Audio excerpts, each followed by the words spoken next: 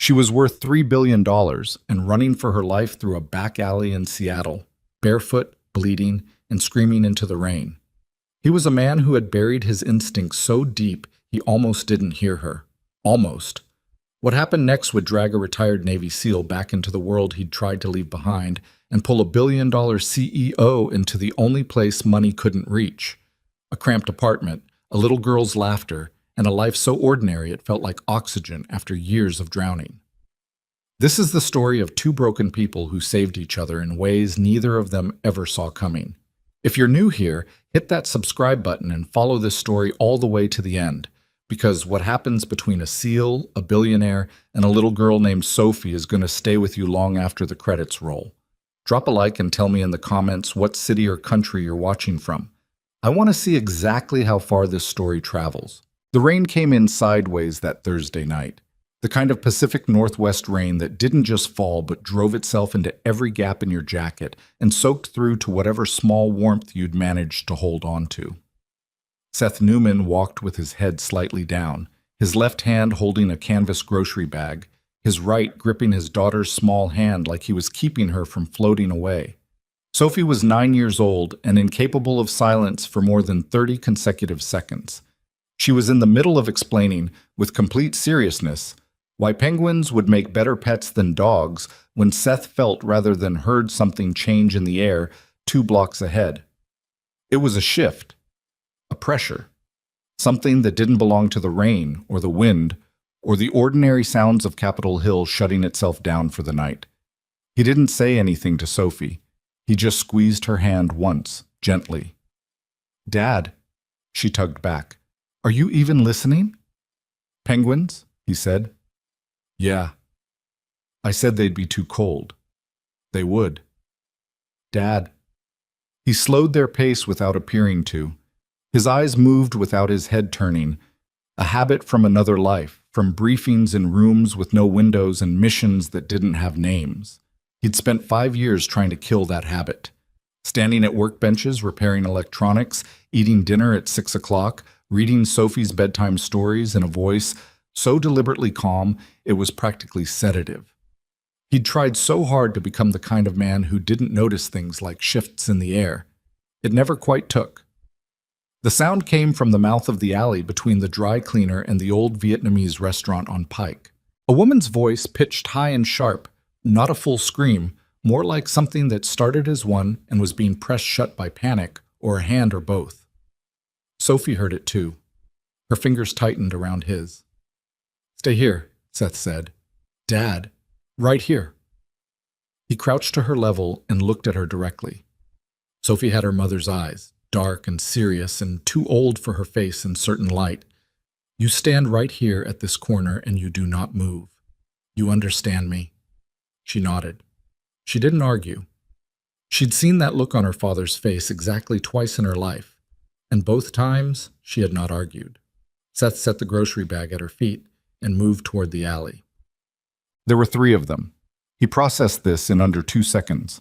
The geometry of it, who was where, what each man was doing with his weight and his hands.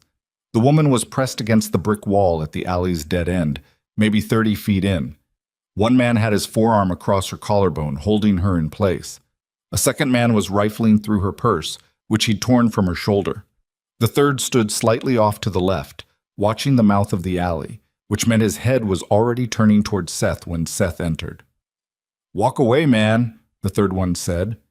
He wasn't holding anything visible, but his hand was in his jacket pocket, and his posture had the particular stiffness of someone who wanted Seth to imagine what that meant.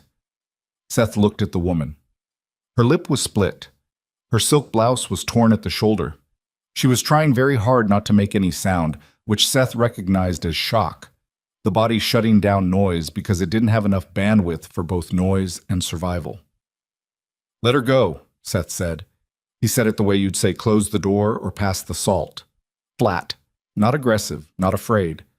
The man with the forearm across the woman's chest said something crude and tightened his grip. The one with her purse laughed. The lookout took a step toward Seth with his hand still in his pocket. Seth was already moving before the step completed. What happened next lasted approximately 11 seconds. Later, when Seth tried to reconstruct it, He couldn't find the individual moments.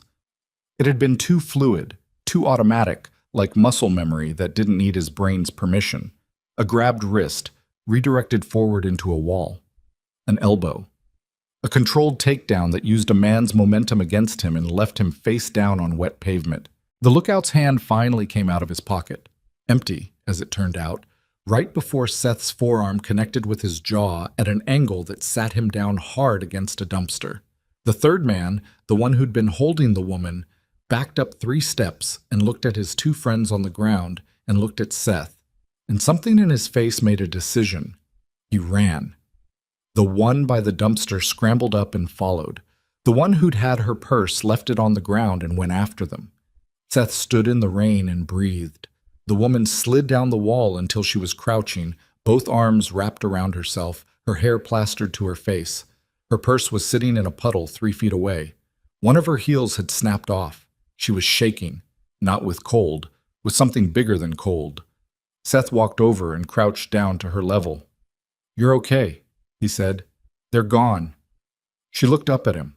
Her eyes were dark and sharp and wet, and something in them, some quality of assessment that didn't quit even in crisis, told him immediately that she was not a woman who was accustomed to needing anyone.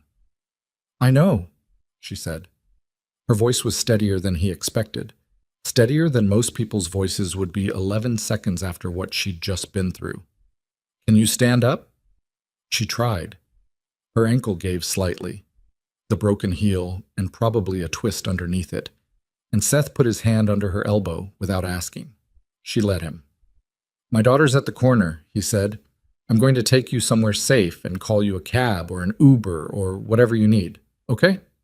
She looked at him for a moment, not scared, something more like calculating, like she was still deciding how much to trust the situation. "Okay," she said. "That's..." Sophie had not moved from the corner. She was standing with her back against the building and her arms crossed over her chest and her expression carefully neutral, which Seth recognized as her version of trying very hard not to look afraid. When she saw him emerge from the alley with a woman, some of the tension left her face. "Is she hurt?" Sophie asked. "Little bit," Seth said. "My name is Sophie," Sophie told the woman. "What happened to your lip?" "Sophie, I'm just asking." The woman looked down at her with an expression that was hard to read, like she hadn't quite calibrated yet for something this direct and this small. "Someone hit me," she said. "Did my dad stop them?" "He did." Sophie looked at her father with satisfaction. "Okay," she said, and picked up the grocery bag. Seth's apartment was on the 3rd floor of a building on East Pine that was clean but had given up on being anything more than functional sometime in the early 90s. The elevator worked about 2/3 of the time. The hallway carpeting was a pattern that might have been intentional once. The door to 312 stuck slightly in the frame and required a particular firm push, which Seth did without thinking, and which the woman noticed with an expression he caught out of the corner of his eye. Not judgment, something more like involuntary observation. Inside, Sophie took over. She installed the woman on the couch with the authority of someone twice her age, disappeared into the bathroom, and returned with the first aid kit. A proper one, not a gas station special, which she set on the coffee table and opened with practiced efficiency. "We do this a lot," Sophie explained, pulling out antiseptic. "Dad's always got cuts." "Work injuries," Seth said from the kitchen, where he was filling a glass with water. "He fixes electronics," Sophie told the woman. "But before that he was in the military. He doesn't talk about it, but I know it was the Navy." "Sophie." "What?" "You were." The woman held the glass Seth handed her and watched Sophie clean the cut on her lip with the careful focus of someone who'd done this before and took it seriously. Something around the woman's eyes softened. Not quite relaxation, more like the first small drop in a very high wall. "I'm Zoe," she said. "Seth." He sat in the chair across from her. "You want to tell me what that actually was? Because the way those guys were positioned, that wasn't random." Zoe looked at him over Sophie's head. A long pause, considering. "Not random," she confirmed. "Okay. It's a long story." "Sophie," Seth said, "can you go put the groceries away?" I know what you're doing, Sophie said. I know you do. Go anyway. Sophie sighed with theatrical suffering and went. The moment she was in the kitchen, the ambient temperature of the room changed slightly. The particular shift that happens when an adult conversation is finally allowed to be one. Zoe set the glass down on the coffee table and pressed the back of her hand against her lip for a moment. In the apartment light, with her hair drying and the rain-soaked silk of her blouse pulling tight across her shoulders, Seth could see her more clearly. She was younger than he'd initially clocked, early 30s maybe, wearing a watch that probably cost more than his rent. She was also, despite everything, sitting with her spine straight, her shoulders set, her chin slightly elevated in the unconscious posture of someone who had spent years making sure rooms knew she was in them. He recognized the posture. He'd seen it on commanding officers, on people who'd had to prove something for so long it became structural. "How much trouble are you in?" Seth asked. Zoe looked at her hands. Something in her face shifted. The public architecture of it giving way just briefly to the more complicated thing underneath. "A lot," she said, "depending on what happens in the next 72 hours. "You need police?" "No." The word came fast and flat. "Not yet." "Maybe not at all." Seth waited. She looked up at him, made a decision. "My name is Zoe Lewis," she said. He didn't react. "Meridian Technologies," she added. A beat. He knew the name. Not from following business news, but from the way you know a name when it's big enough to pass through ordinary life by osmosis. The company had built half the data infrastructure in the Pacific Northwest. There'd been something in the news recently, some board dispute, some legal issue. He hadn't paid attention. "Okay," he said. She watched him. "You know who I am?" "I knew the company name. You want to tell me why someone sends 3 men into an alley in Seattle after the CEO of Meridian Technologies?" She was quiet for a moment, long enough that Seth could hear Sophie in the kitchen, taking items out of the grocery bag one at a time and narrating them to herself in a low murmur, the way she did when she thought no one could hear. Then Zoe told him. Os. She was precise about it. No self-pity. She gave him the facts in order and without decoration, and Seth understood immediately why she'd structured it that way. She was a woman who'd spent years in rooms full of people looking for any wobble in her composure to exploit, and the precision was armor. Daniel Crane had been her business partner for 6 years. He'd been there when Meridian was still running out of a shared office space in Belltown, when they were 12 people surviving on bad coffee and terrifying ambition. He was the first person who'd treated Zoe's ideas as things worth funding, and she'd trusted him with everything that entailed. She paused after saying that, just a fraction of a second. Long enough. What she didn't know, what she should have known, she said, and Seth heard the self-recrimination underneath the neutral delivery, was that sometime in the last 2 years, Daniel had started redirecting company funds. Slowly at first. Small amounts routed through shell accounts in ways designed to look like standard operating expenditure. Then bigger amounts. Then, when he realized the scale of what he'd built and that someone would eventually notice, he did something elegant and ruthless. He constructed a paper trail that made it look like Zoe had done it. The fraud charges had come through her company attorney's office 3 weeks ago. 18 hours later, her personal accounts were frozen, pursuant to an emergency court motion she hadn't been notified of until after the fact. Her access to Meridian's internal systems had been revoked by a board she'd assembled herself. The attorney she'd trusted since the company's 2nd year had turned out to have a prior relationship with Daniel that she'd never known about. He had it planned, Seth said. Thoroughly. She said it without inflection, but her jaw tightened slightly. The only thing he didn't account for was that I'd already made copies of the original financial records, before my access was cut. The data that shows what he actually did is on my laptop. Where's your laptop? Hotel room. Different hotel than the one he thinks I'm in. Seth looked at her. And tonight? Tonight I was meeting someone, a financial analyst who agreed to look at the records and testify to what they show. She touched her lip again. I didn't make it to the meeting. He knew where you'd be. She didn't answer, which was its own answer. Seth sat back in his chair and rubbed the back of his neck with one hand, and thought about what kind of person plants three men in a rainy alley to intercept a woman he's already financially and legally eviscerated. The kind of person who isn't satisfied with winning. The kind who needs the other side not just defeated, but unable to get back up. He'd met that type before. In other contexts. In other parts of the world. "You can stay here tonight," Seth said. Zoe looked at him. "I'm not doing it because you're Zoe Lewis or because of Meridian," he said.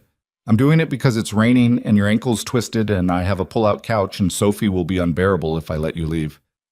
Something that was almost a smile moved across Zoe's face. Not quite, but almost. "Thank you," she said. Sophie appeared in the kitchen doorway.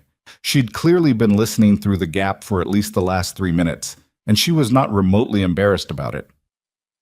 "I put the groceries away," she announced. "Also, we have extra blankets. Also, I think you should stay." She looked at Zoe with the uncompromising directness of a 9-year-old who had decided something. "Do you like grilled cheese? Dad makes it kind of burnt, but it's still pretty good." Seth looked at the ceiling briefly. "A little burnt is fine," Zoe said. "See?" Sophie told her father. "She gets it." Later, after the grilled cheese, which was, in fact, slightly burnt, as advertised, and after Sophie had been put to bed with more argument than was strictly necessary, Seth sat at the kitchen table with a cup of coffee going cold in his hands, and thought about a woman in a dark alley and how one moment can reach back through 5 years of deliberate quietness and find you. He hadn't fought anyone since he left the teams. He told himself in the first year that he was just taking a break. In the second year, that he was healing. By the third year, when he took the electronics repair job and started volunteering at Sophie's school and built a life that was small and uncomplicated and intentionally dull, he'd started to believe that the man who knew how to clear a room in 11 seconds was someone who used to live in his body. Tonight had disabused him of that. The thing came back too fast and too cleanly to have been truly gone. It had just been waiting, somewhere below the apartment and the grocery runs and the slightly burnt grilled cheese, patient as a stone in deep water. He didn't know how he felt about that. From the living room came the quiet sound of Zoe shifting on the pullout, finding a position in which the thin mattress was survivable. Seth thought about a woman worth $3 billion sleeping on a fold-out couch in a third-floor walk-up in Capitol Hill, with a stuck front door and a grocery bag full of real food, and a 9-year-old's extra blanket tucked around her. He thought about the way she'd said thoroughly when she described what Daniel Crane had done to her. The particular flatness of it. The way a person sounds when they've absorbed something enormous and haven't yet decided where to put it. He got up, rinsed his mug in the sink, and stood for a moment in the kitchen doorway, looking at nothing in particular. Whatever was coming, whatever the next 72 hours looked like for Zoe Lewis and her laptop, and her evidence and her dismantled empire, he had a feeling it wasn't going to stay neatly on her side of the door. He turned off the kitchen light and stood in the dark for a moment. Outside, the rain had not let up. Seth was up before 6. He hadn't slept much. 2 or 3 hours at the outside, the rest of the night spent in the particular alertness that had returned to him without asking permission, the kind where his body stayed still, but his mind ran quiet perimeter checks on every sound the building made. The elevator cable settling. A neighbor's door closing somewhere above. Rain still working at the windows, lighter now, more like suggestion than assault. He made coffee in the dark and stood at the kitchen window and watched Capitol Hill come apart from the night in pieces. The first headlights, the first illuminated windows across the street, a man walking a dog below in a yellow slicker, moving fast like he had somewhere better to be. When he finally heard movement from the living room, he poured a second mug and left it on the counter and didn't say anything. Zoe appeared in the kitchen doorway looking like a woman who had slept badly on a pull-out couch, which is to say exactly like that. Hair compressed on one side, a small crease running diagonally across her cheek from the pillow, the borrowed t-shirt she'd slept in slightly twisted at the hem. She was holding herself together by posture alone, spine straight out of what was clearly pure habit, and she looked at the mug on the counter and then at Seth. "Thank you," she said. Her voice was rougher in the morning, less constructed. Seth leaned against the counter with his own mug. "How's the ankle?" "Manageable." She picked up the coffee and held it in both hands and stared at it for a moment. I need to make some calls. Eat something first. She looked like she was going to argue, and then looked at the coffee and apparently decided that one battle at a time was enough. Seth opened the refrigerator, found eggs, found the half block of cheddar Sophie hadn't finished, found 2 slices of bread that were still viable. I don't actually need— I know you don't need it, Seth said. I'm making it anyway. Zoe was quiet. She sat down at the kitchen table, not in the chair nearest the door, which was something Seth noticed and catalogued without knowing exactly why, and wrapped both hands around the mug and watched him crack eggs into the pan. You cook, she said, like it was mildly surprising. Not well. Sophie tolerates it. She seems like she tolerates most things. She doesn't, actually. He kept his eyes on the pan. She has opinions about everything, and she'll tell you all of them. You just didn't get the full experience last night. Something that was more than almost a smile crossed Zoe's face that time. The eggs weren't spectacular, but they were hot, and Seth put them on a plate with the toast, slightly less burnt than the grilled cheese, and set it in front of her without ceremony. She ate like someone who'd forgotten they were hungry until the food was in front of them. That particular unconscious focus, fork moving before the conscious mind had fully committed to the meal. They were mostly quiet. It was an unexpectedly comfortable quiet, which Seth found mildly unsettling because he had known this woman for approximately 8 hours. Sophie came out of her bedroom at 7:15 in her pajamas and socks and stopped in the kitchen doorway and assessed the situation with the thoroughness of a building inspector. You're still here, she told Zoe. I am, Zoe said. Good. Sophie climbed into the chair next to her like it was entirely normal and looked at the remaining piece of toast on Zoe's plate. Are you going to eat that? Sophie, Seth said. I'm just asking. Zoe pushed the plate toward her. Sophie took the toast and ate it, and then looked at Zoe with the direct, slightly disconcerting attention she reserved for things she found genuinely interesting. What kind of company do you run? She asked. Zoe looked at Seth. He shrugged slightly, meaning, I have never found a good way to divert her when she's decided to know something. Technology, Zoe said. Infrastructure, the systems that help other companies store and move data. Sophie considered this. Is it like fixing computers but bigger? That's actually not a bad way to put it. My dad fixes computers and phones and wants a really old stereo. Sophie took another bite of toast. He said the stereo was the best one. The wiring was interesting, Seth said, in a tone that discouraged elaboration. Sophie looked between them and seemed to file something away. Seth recognized that look, had been seeing it since she was about 6, and started noticing when adults were doing things they weren't saying out loud. It didn't worry him exactly. It was just Sophie being Sophie. But he made a mental note. After breakfast, after Sophie retreated to her room to get dressed with loud complaints about it being a school day, the kitchen shrank back to 2 adults and a problem that had been patient all morning. Zoe put her mug down. I need to get back to my hotel, she said. The laptop can't be there alone much longer. If Daniel's people found where I was last night, they may already know where I'm staying. Which hotel? She hesitated, just a fraction. I'm not going to tell Daniel Crane, Seth said flatly. She looked at him, then, the Lakeview Inn on Eastlake. I checked in under a different name. How long ago? 6 days ago. And nobody's moved on it yet. Not as of last night, but... She stopped, rearranged something in her expression. The man I was going to meet. The financial analyst. His name is Marcus Webb.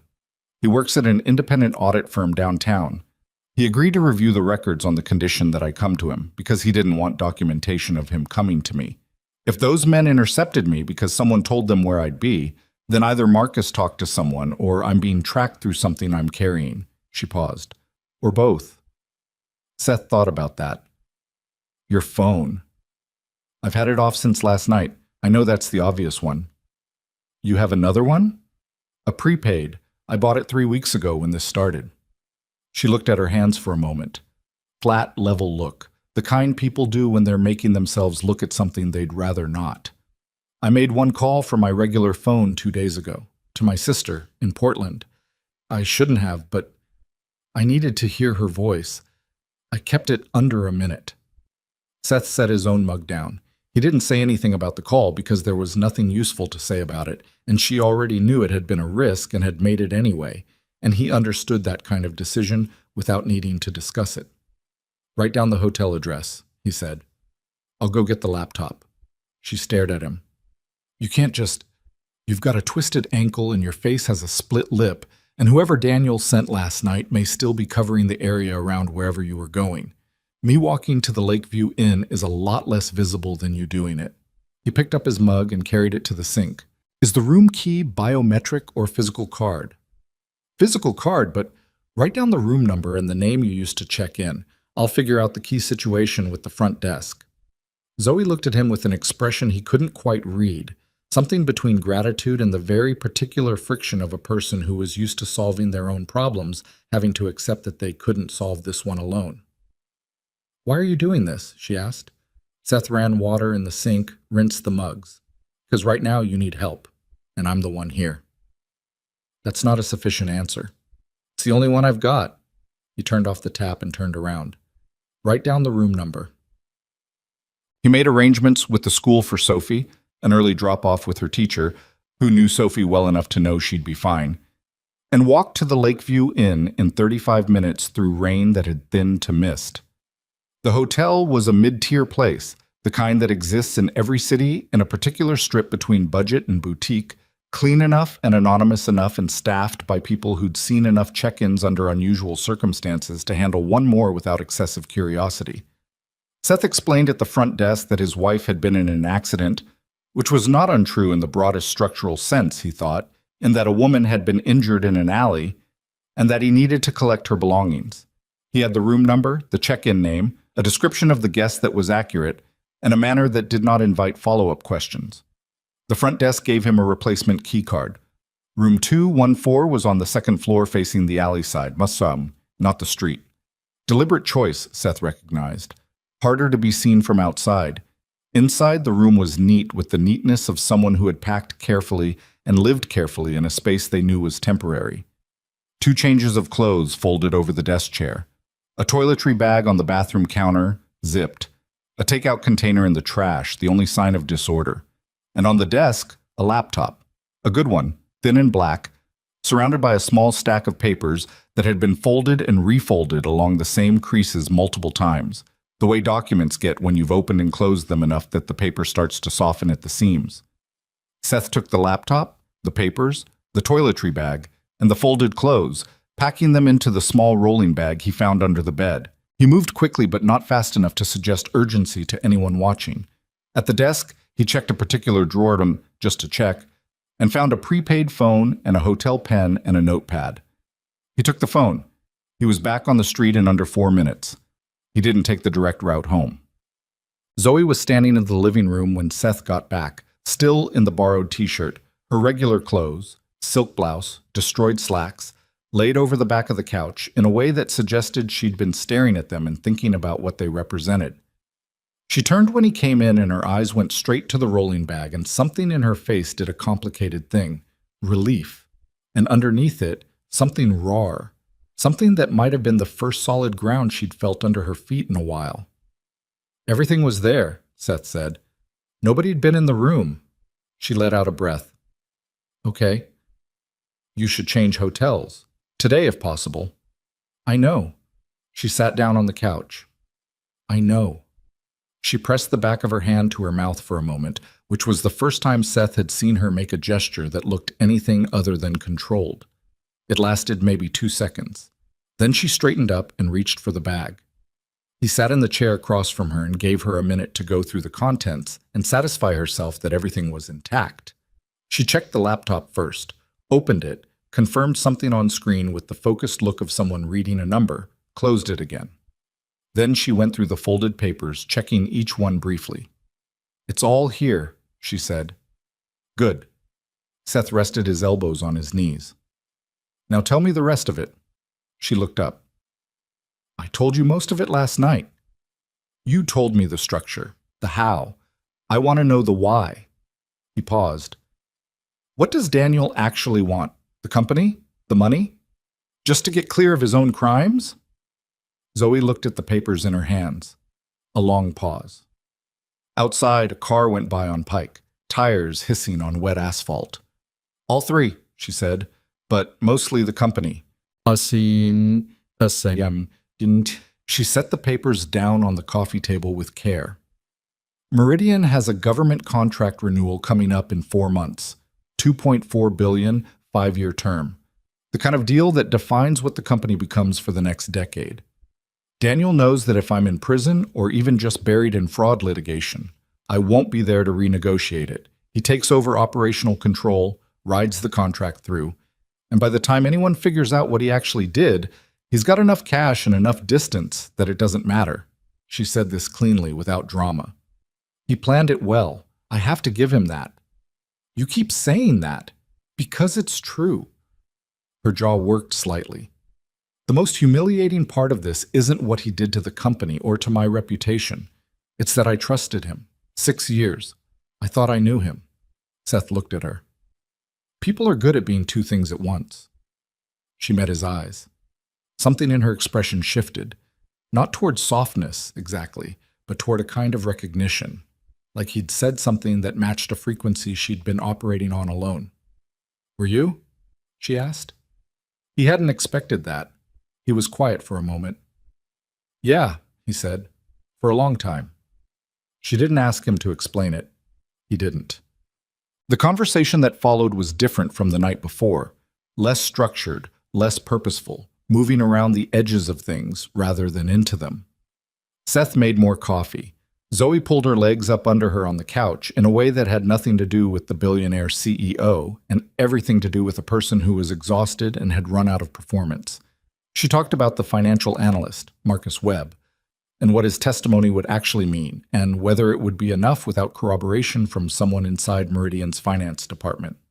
Seth listened and occasionally asked questions, and the questions were specific and practical, the kind that came from a brain trained to identify structural weaknesses rather than perform concern.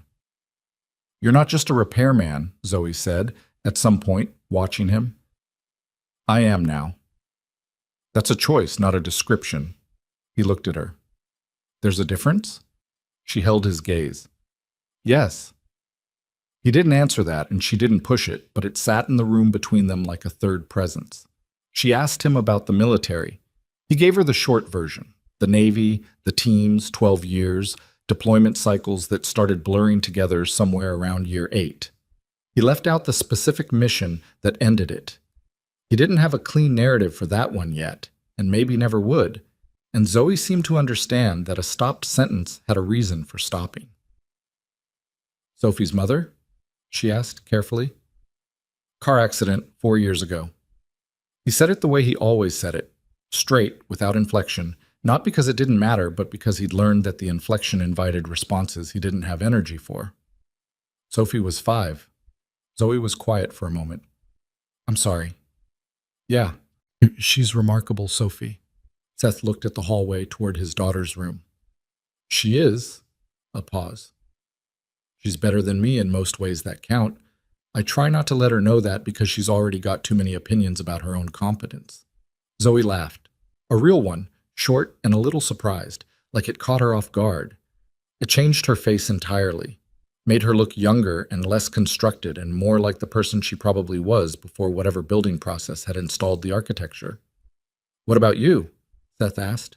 What about me what? You said you lost yourself building the company. How far back do you have to go to find the before? She looked at him steadily, then at the window where the mist had settled into light fog, and the morning was doing its best. I grew up in Cleveland, she said. My parents ran a dry cleaning business. My dad worked 65 hours a week until I was 12, when they finally got to a point where they only needed 50. I watched that and I thought, I'm going to work harder than anyone, and I'm going to make sure I get far enough that the hours become my choice, not a requirement. She paused. I worked harder than anyone. I got far enough. A small, dry sound that was close to a laugh. The hours never became my choice. When did you last take a vacation? She started to answer and then stopped. That long, Seth said. I took a weekend in Cannon Beach in 2022. A weekend. A long weekend. 3 days. 4. She looked at him with something like wry acknowledgement. It was 4 days. I checked my email on all of them. Seth shook his head slowly, not in judgment, but in the particular recognition of someone who understood what it looked like when a person used work as a place to live instead of a thing they did. "What do you actually want?" he asked. "Not for the company, for you. If you clear your name and get out the other side of this, what does that look like?" Zoe was quiet for so long, Seth thought she wasn't going to answer. "I don't know," she finally said. "I used to know. I had a whole list. I'd get to a certain revenue milestone, and then I'd take a real vacation. I'd get past a certain head count, and then I'd start delegating more. I'd get the government contract secured, and then—" She stopped. "And then there was always an and then." She looked at her hands. "I haven't thought about what I want in so long that I'm genuinely not sure the want muscle still works." Seth thought about the first year after he left the teams.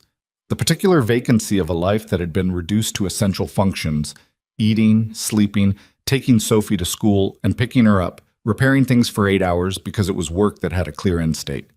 Done. Not done. Fixed. He thought about how long it had taken him to realize that surviving something and living past it were two different skills. "It works," he said. "It just needs time." She looked at him. He looked back.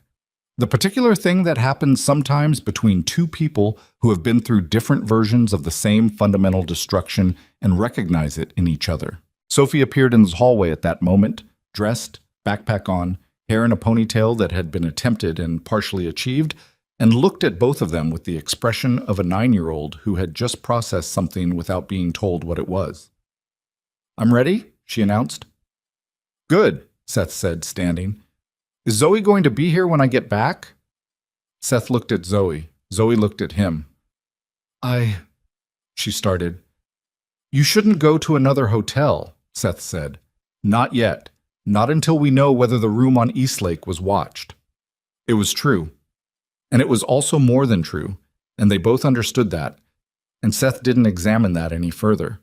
Zoe looked at Sophie, who was watching her with those serious, steady eyes that were too old for her face. "For a few more hours," Zoe said. Sophie nodded like this was an administrative confirmation of something she'd already decided. "Okay, don't let Dad's coffee get cold on the counter. He does that and then he drinks it cold and makes a face." "I do not." "You do," Sophie said, and walked toward the front door. A few hours became the whole day. Not because of any dramatic turn. There was no second wave of Daniel's people, no emergency call from the financial analyst, no sudden escalation. It became the whole day because Zoe opened her laptop on the kitchen table to go through her documents, and Seth sat across from her doing paperwork from the repair shop. And at noon, Sophie came home from school and made herself a sandwich without being asked, and then sat next to Zoe and wanted to know what she was working on. "Financial records," Zoe said. "What's wrong with them?" "Someone changed them to make them look different from what they are." Sophie chewed her sandwich, considering. "Like lying." "Exactly like lying, but in numbers." "Numbers can lie?" "Numbers can be arranged to say almost anything," Zoe said, "which is why you need to know what they're supposed to say before someone rearranges them." Sophie thought about this with the focused seriousness she brought to things that actually interested her. "That's kind of scary." "It is," Zoe agreed. "Is my dad helping you?" "He went and got my stuff this morning." Sophie looked at her father across the table, who was not looking up from his paperwork. "He doesn't do that for everyone," she said, with the solemnity of someone conveying important insider information. "He's actually pretty suspicious of people normally." "Sophie, I'm just being honest." "I appreciate the information," Zoe told her. Sophie looked satisfied. She finished her sandwich and then, with a casualness that fooled no one, moved her chair slightly closer to Zoe and watched the screen. It was not the afternoon that any of them had planned or expected or would have been able to describe in advance.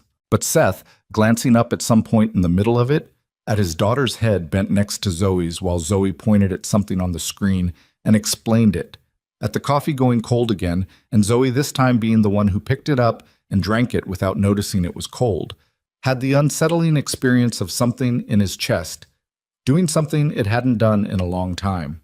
He looked back at his paperwork and did not examine that either. It was early evening, and Sophie was setting the table with the proprietary authority she brought to all domestic tasks, and Zoe was in the kitchen doing something with pasta. She'd volunteered, and Seth had accepted with the understanding that it was probably going to be either better or worse than anything he'd make, and either outcome was interesting, when Seth's phone buzzed with a number he didn't recognize. He picked up. "Mr. Newman?" The voice was smooth and professionally calibrated. "My name is Graham Pierce. I'm an attorney representing Daniel Crane and the board of Meridian Technologies. I'm calling about a matter involving a Ms. Zoe Lewis, with whom I understand you may be acquainted." Seth was quiet for exactly long enough to let Pierce understand that the smoothness of his introduction had not achieved the effect intended. "We're aware that Ms. Lewis may be in your company," Pierce continued. "I want to assure you that Mr. Crane has no interest in complicating your life in any way. He simply needs Miss Lewis to return the company property she took when she vacated." "Company property," Seth said. "Documents and data belonging to Meridian Technologies, yes. The return would allow this situation to be resolved without further—" "She doesn't have company property," Seth said. "She has her own records, which is a different thing." A brief pause. Pierce recalibrated. "Mr. Newman, I want to be very straightforward with you. You have a daughter, you have a job, you have a quiet life that, as far as I can tell, involves nothing that should require the attention of a legal team or anyone else. The situation between Ms. Lewis and Meridian is a corporate matter. There's absolutely no reason it should touch you." Seth looked at the kitchen doorway where he could see Zoe at the stove, her back to him, one hand moving a wooden spoon in a slow circle.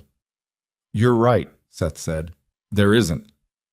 So you understand why—" "I understand why a man who's committed fraud would like the evidence to disappear," Seth said.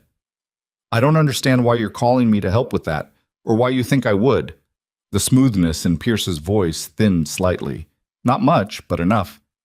"That's a significant accusation." "Good night, Mr. Pierce," Seth said, and hung up. He stood in the hallway for a moment, phone in hand. From the kitchen came the sound of the pasta water beginning to roll, and Zoe's voice, low and unhurried, telling Sophie something about how you test pasta when you don't have a timer you trust. Sophie was answering with suggestions that were probably wrong but enthusiastic. Something fell, a spoon or a lid, and both of them said sorry at the same time and then laughed about it. Seth pocketed his phone. He walked back to the kitchen and stood in the doorway and looked at the two of them at the stove in his small, functional, slightly cramped kitchen with the light overhead that had one bulb slightly dimmer than the other. And he thought about what Pierce's call meant, which was that Daniel Crane now knew where Zoe was, and that the quiet window of this day was closing, and that whatever came next was going to be harder and louder and more complicated than a mild-mannered attorney calling a number he wasn't supposed to have. He also thought about the fact that he wasn't afraid of that. He'd spent 5 years trying to want nothing complicated, trying to want only what was manageable and contained and safe. And he understood, standing in that doorway, listening to his daughter explain to a billionaire CEO that pasta was ready when it floated, which was wrong. Pasta doesn't float, but Zoe didn't correct her. He understood that he'd built himself a very small, very careful life, and it had been necessary and he'd needed it. But somewhere along the way, he'd confused necessary with permanent. "Seth." Zoe turned from the stove without quite looking at him. "Who called?" "Someone who works for Daniel Crane," he said. The wooden spoon went still. Sophie looked at her father, reading his face. "He knows I'm here," Zoe said. It wasn't a question. "He knows." She set the spoon down on the counter, turned to face him. Her eyes were sharp and clear, and there was no panic in them, just the focused steadiness of someone who had known a reckoning was coming, and was deciding right now whether to face it standing or not. "Okay," she said. "Okay," Seth said. Sophie looked between them one more time, then looked at the pasta. "It's almost ready," she said, with the particular practicality of a 9-year-old who had decided that dinner was going to happen regardless of what the adults were dealing with, because dinner was dinner. "So whatever you're going to figure out, you should figure it out fast." The pasta was good. That was the strange thing about that evening. The pasta was actually good, and they ate it, all three of them, at the small kitchen table with the slightly uneven leg that Seth had shimmied with a folded matchbook 2 years ago and never properly fixed. And for 40 minutes, the conversation was about Sophie's school project on the water cycle, and whether clouds were technically a form of precipitation, which they were not, and whether seahorses were technically fish, which they were. And Zoe answered both questions with a directness that Sophie found satisfying, and Seth found quietly impressive. Then Sophie went to bed, and the apartment settled into its nighttime register, and Seth and Zoe sat at the kitchen table with the remains of dinner between them and the weight of Graham Pierce's phone call filling the room like weather. "He'll send someone tomorrow," Zoe said. "Probably tonight." She looked up. "Pierce called to see whether I'd fold," Seth said. "When I didn't, he reported back. Whoever Daniel sends next won't be asking questions." He paused. "We need to move you." "Where?" "Not another hotel. They'll find a hotel." He turned his coffee mug in his hands, a habit he knew, something he did when he was working through geometry. "I have a friend, Ray Castillo, former SEAL, got out before me, runs a security consulting firm in Bellevue now. He's got a place he uses as a safe house for client work. Nothing fancy, but it's clean and off the books, and the address isn't connected to either of us." Zoe was quiet for a moment. "I don't want to keep pulling people into this. Ray's already in things like this. It's his job." Seth looked at her. "And you're past the point where staying still is safer than moving." She knew that. He could see she knew it. But knowing something and accepting the help it required were different actions, and for Zoe Lewis they were separated by a wall that had been built over a long time. "Okay," she said, "but before I go anywhere, I need to contact my attorney. My actual attorney, not the one Daniel had in his pocket. Her name is Carol Finch. She's been practicing corporate law in Seattle for 20 years, and she's the one person I'm certain Daniel hasn't reached." "You're certain?" "I'm certain." No hesitation. "Carol is the reason I got the government contract in the first place. She has no relationship with Daniel. She never liked him, actually. Said once that he smiled too often for someone who didn't mean it." Something crossed Zoe's face, the expression of someone filing away a piece of information that arrived too late to be useful. "I should have listened to that." "Call her in the morning," Seth said. "On the prepaid. Keep it under 3 minutes." Zoe nodded. Then, "Seth?" He looked at her. "The men tonight. If Pierce reports back and Daniel decides to send someone more serious than 3 guys in an alley." She stopped, restarted. "You have Sophie here." The sentence sat between them and did what it was meant to do. "I know," Seth said. "I'm not trying to—" "I know what you're doing," he said. "You're giving me an exit." He held her gaze. "I don't want an exit." Zoe looked at him for a long moment. Something moved through her expression. Complicated, layered, the kind of thing a person's face does when they're receiving something they didn't expect and aren't sure they know how to hold. "Why not?" she asked. Seth thought about that. Thought about what the honest answer was, as opposed to the clean one. "Because about 14 hours ago I walked into an alley because it was the right thing to do," he said. "I don't stop doing things because they get complicated." She didn't answer that. But she didn't look away either. Seth got up and started clearing the dinner plates, and Zoe helped him, and they did the dishes in the kind of silence that has weight and texture and means something different from ordinary quiet. Ray Castillo picked up on the second ring at 11:15 at night, which told Seth everything he needed to know about how much Ray had changed since getting out, which was not much. "Newman." Ray's voice was the same as it had always been, flat, dry, faintly amused in a way that never quite surfaced into actual amusement. "It's late. I need the East Side place. 2, maybe 3 nights." A pause. Not a surprise pause. Ray didn't do surprised. More a pause of quick, quiet calculation. "For you?" "For someone I'm helping." "Someone." "Woman." "Corporate situation. People are coming for her." "What kind of people?" "The kind that have lawyers make phone calls first and send guys after." Another pause. Shorter. "How many guys, you think?" "Tonight, 2, 3. But the guy behind it has money and a reason to keep escalating. Seth glanced toward the living room where Zoe had disappeared to check her laptop.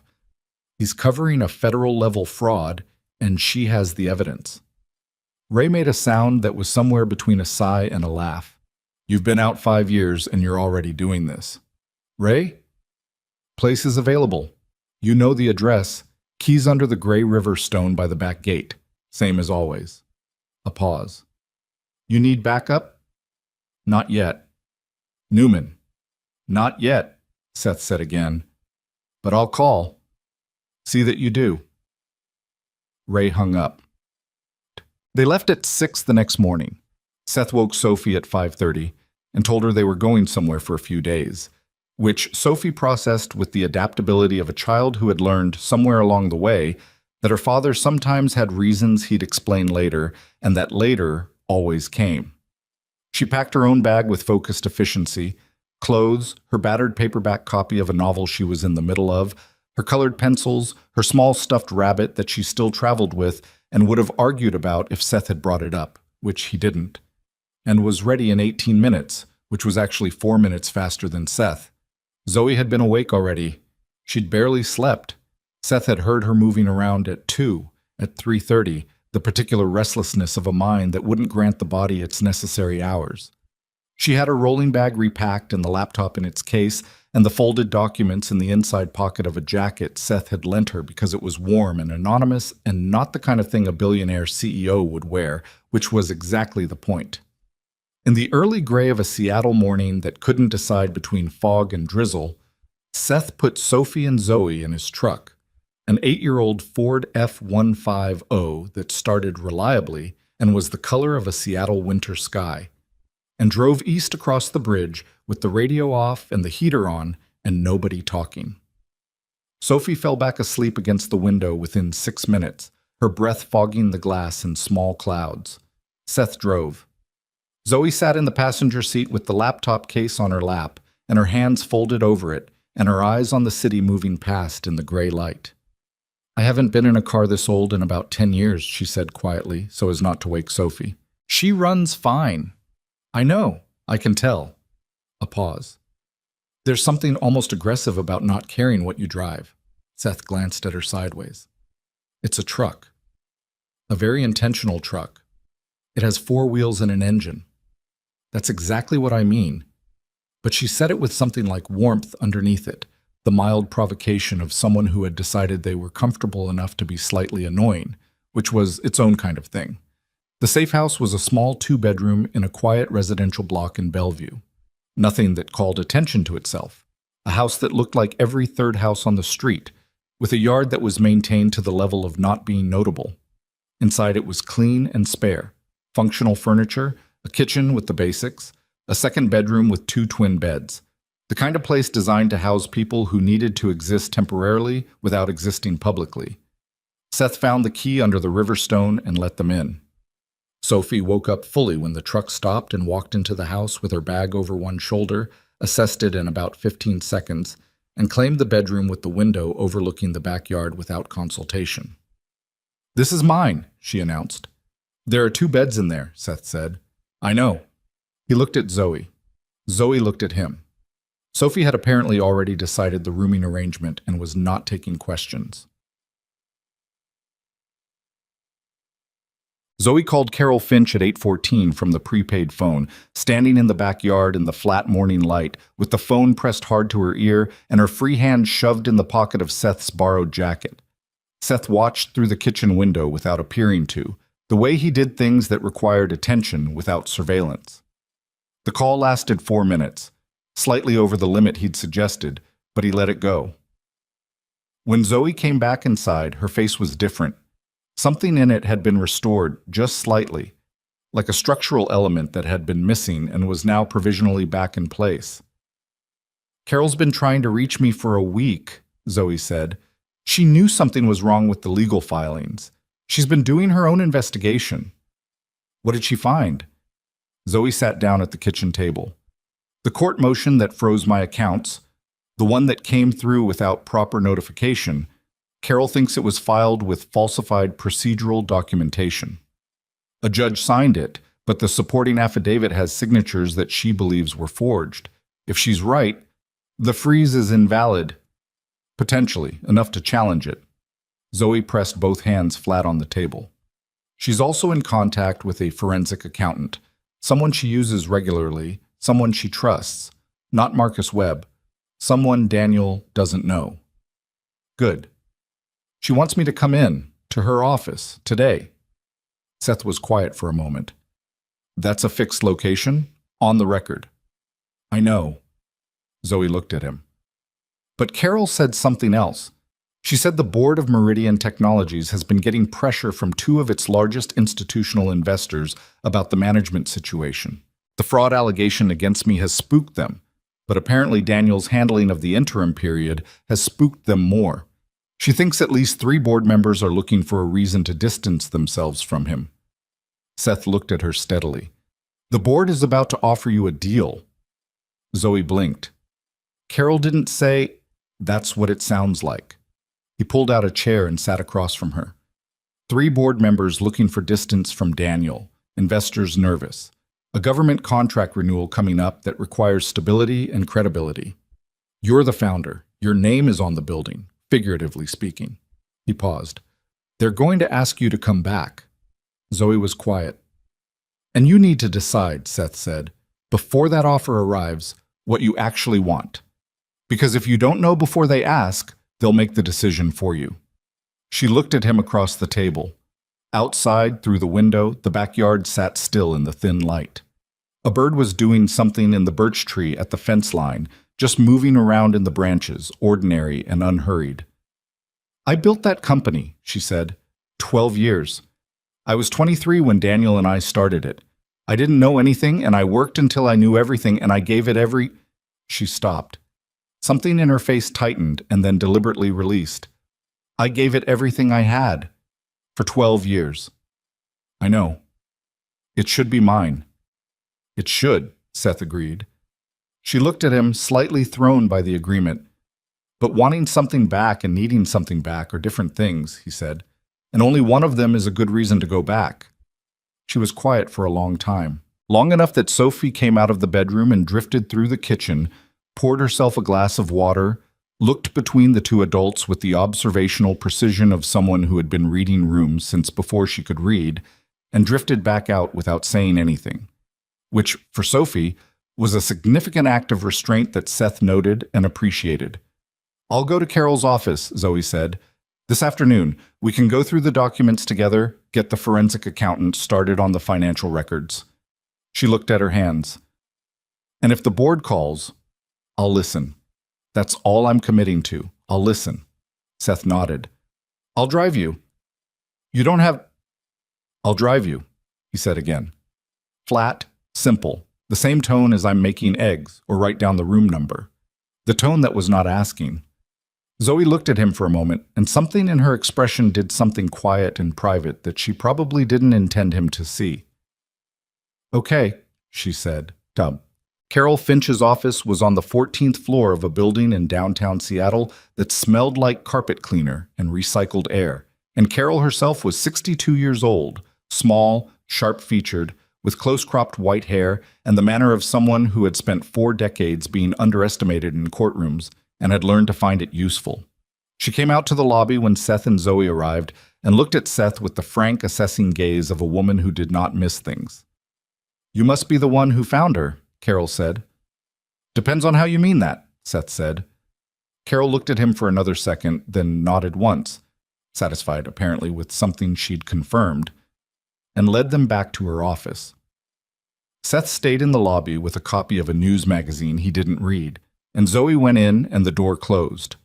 He sat for 2 hours. He didn't mind. He'd done more 2-hour waits in less comfortable chairs under worse circumstances. He thought about the geometry of what was unfolding, where the pressure points were, where Daniel Crane's next move would have to come from now that the lawyers and threats approach had failed to move Zoe out of Seattle or into compliance.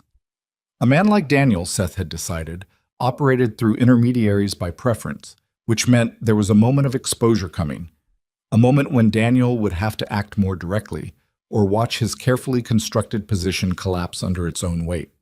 Those moments were the dangerous ones, also the revealing ones. His phone buzzed. The same unknown number as last night. He let it go to voicemail. 20 minutes later, a different number called. He let that go too. When Zoe came out 2 hours later, her posture had changed. Subtly, but Seth read it. Her shoulders were slightly lower, not in defeat, but in the release of weight that had been held too high for too long. She'd been carrying the evidence alone for weeks. Now someone else was carrying part of it. "She's filing to challenge the account freeze tomorrow morning," Zoe said in the elevator down. "The forensic accountant is starting on the financial records tonight. She's also drafting a formal complaint to the state attorney general's office about the procedural irregularities in the original filing. That's aggressive. Carol doesn't do anything else." A pause. The elevator numbers descending. "She also confirmed what you said. 2 board members called her office, not to talk to her, but to find out if she was still representing me." "They're positioning," Seth said. "They want to know whether you're still a viable option before they commit to anything publicly."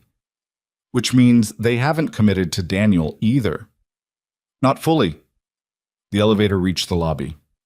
"Which gives you a window, not a wide one." They walked through the lobby and out onto 2nd Avenue, where the afternoon had turned genuinely cold, the kind of cold that Seattle occasionally remembered it was capable of, and the wind off the sound came through the street gaps with purpose. Zoe stopped on the sidewalk and stood still for a moment, face turned slightly up and into the wind, her eyes closed. It lasted maybe 5 seconds. Seth stood beside her and didn't say anything. "I keep thinking about what it would feel like to walk back in there," she said, eyes still closed. "Into the Meridian building, into the boardroom." She opened her eyes. "I've thought about it for 3 weeks, dreamed about it. The moment of clearing my name, getting my position back." She paused. "And now that it's starting to look possible, I feel—" She stopped. "What?" Seth said. She looked at him, honest and direct and not trying to make it sound better than it was. "I feel tired.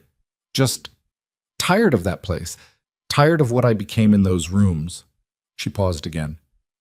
"Is that a betrayal? Of everything I built?" Seth looked at the street, at the ordinary afternoon motion of a city going about itself. A delivery truck double-parked, 2 women with coffee cups talking outside a pharmacy, a kid on a bicycle cutting between the slow cars. "I left the military," he said. "I'd given it 12 years too. And when I walked away, the first thing I felt, before anything else, was tired. Not of the service, of the version of myself I had to be inside it." He paused. "It wasn't a betrayal. It was information." She looked at him steadily. "The tired is telling you something," he said.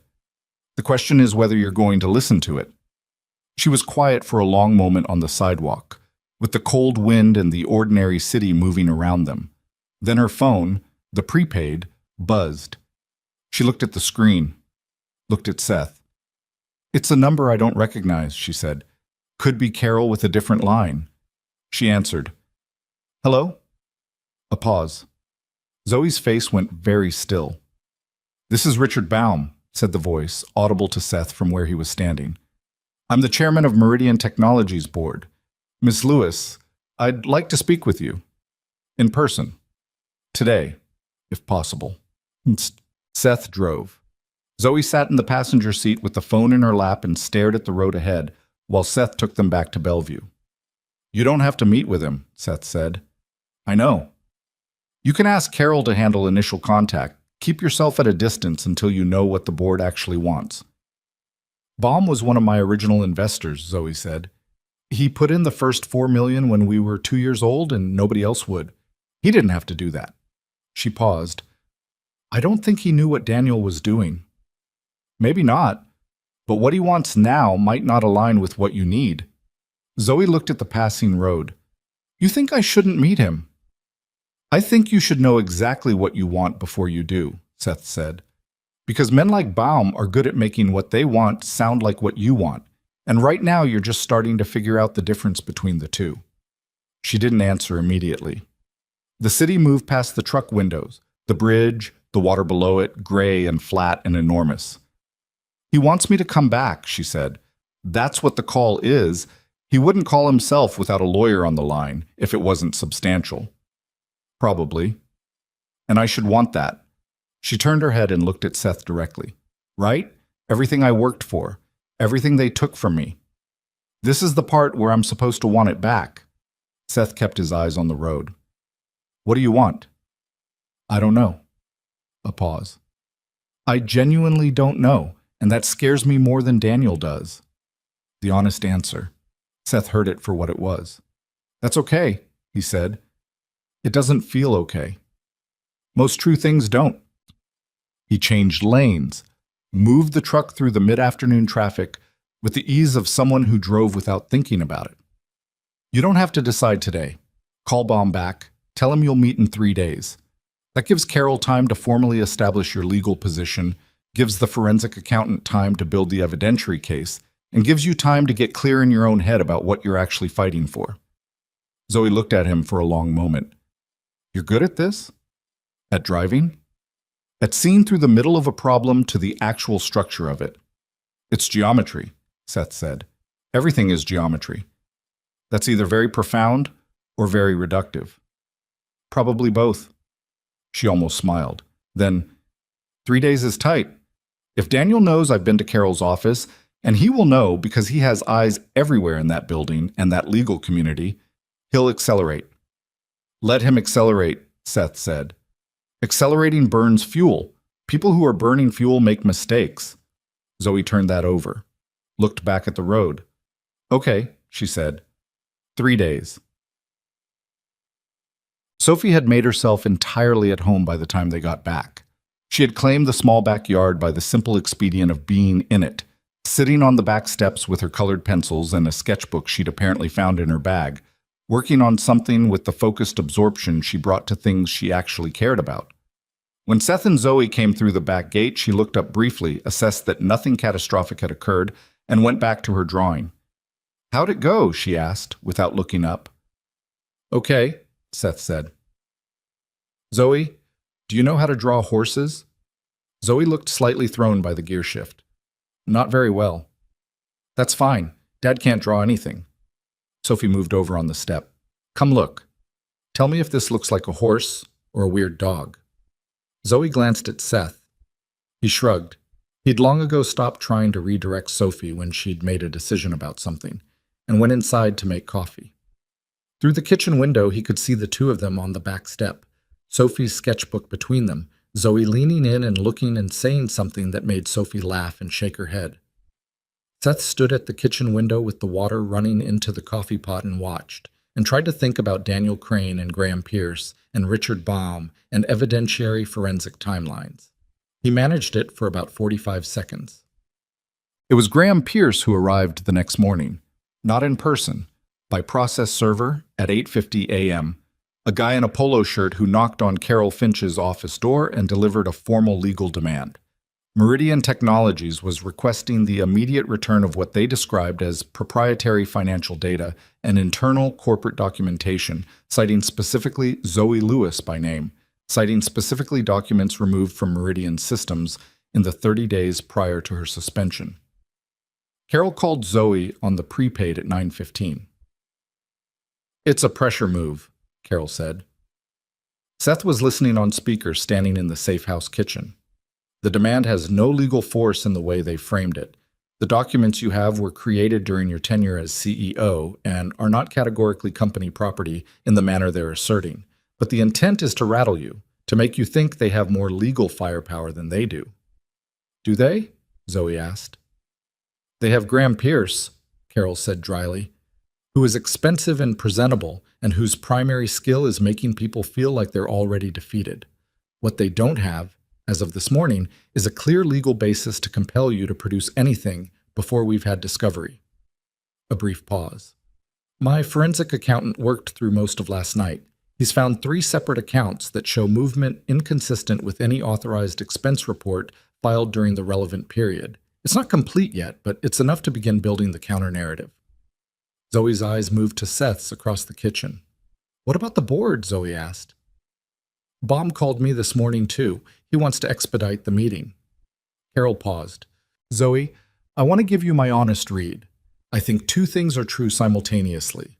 1, Daniel's position is weaker than it looks because the financial irregularities are going to surface no matter what he does now. The original plan relied on you folding quickly or being discredited fast enough that no serious investigation would get traction. That window is closing for him. 2. The board is not on your side. They're on their own side. If they're moving toward you now, it's because they believe you're the least expensive solution to a problem that is threatening their investment, not because they think justice requires it. So what do I do? Zoe said. You meet with Baum, Carol said, but you meet him on your terms and from a position of documented evidence, not desperation. I'd like another 48 hours with the accountant's findings before you walk into that room. Zoe looked at Seth. He nodded once. 48 hours, Zoe said. Then we meet him. Done. The 48 hours were not quiet. Pierce sent 2 more legal communications, each slightly more pointed than the last. The escalation calibrated and professional and designed to create the impression of an inevitably closing door.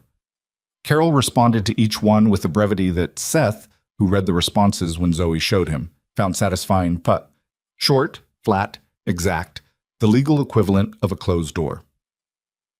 On the first evening, Daniel Crane's name appeared in a brief item in a Seattle business news aggregator. Meridian Technologies interim CEO consolidates board relationships amid ongoing management transition. The language was careful, and the sourcing was unnamed, and Seth read it and understood immediately that it was a plant, someone feeding a narrative to a sympathetic journalist to establish Daniel's legitimacy on the record before anything else made it onto the record. He's scared, Seth said. Zoe was reading the same item on her laptop. How do you know? Because he wouldn't burn a press contact on something this vague if he wasn't. Seth set down the phone. A man who's confident he's won doesn't need to tell anyone he's winning. On the second evening, Sophie made dinner.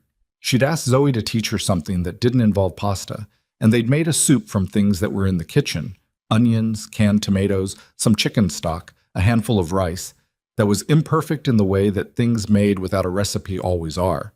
Too much salt initially corrected with a squeeze of lemon that Sophie found in the back of the refrigerator, a slightly uneven texture that didn't matter because the flavor was good enough to cover it. They ate it at the table, the 3 of them, and Sophie talked about a fight she'd had with her best friend at school the previous week over something that had already been resolved, but that Sophie still wanted to process.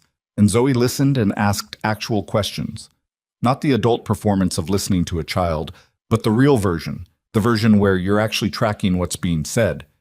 And Seth watched the 2 of them and thought about what it meant that this woman, who had been a stranger 4 days ago, had slotted into the specific shape of their evenings like she'd always been meant to be there. He didn't let himself go too far with that thought. There was too much unresolved, too many moving pieces, too much that could still fall apart in the next 48 hours. But he didn't push the thought away entirely either. That night, after Sophie was asleep, Seth and Zoe sat in the small living room with the lamp on and the rest of the house quiet, and Zoe said, "Tell me about the mission." Seth looked at her. "The one you don't talk about," she said. "The one you left the teams over." She held his gaze, calm, direct, not pressing. "You don't have to, but I'd like to know."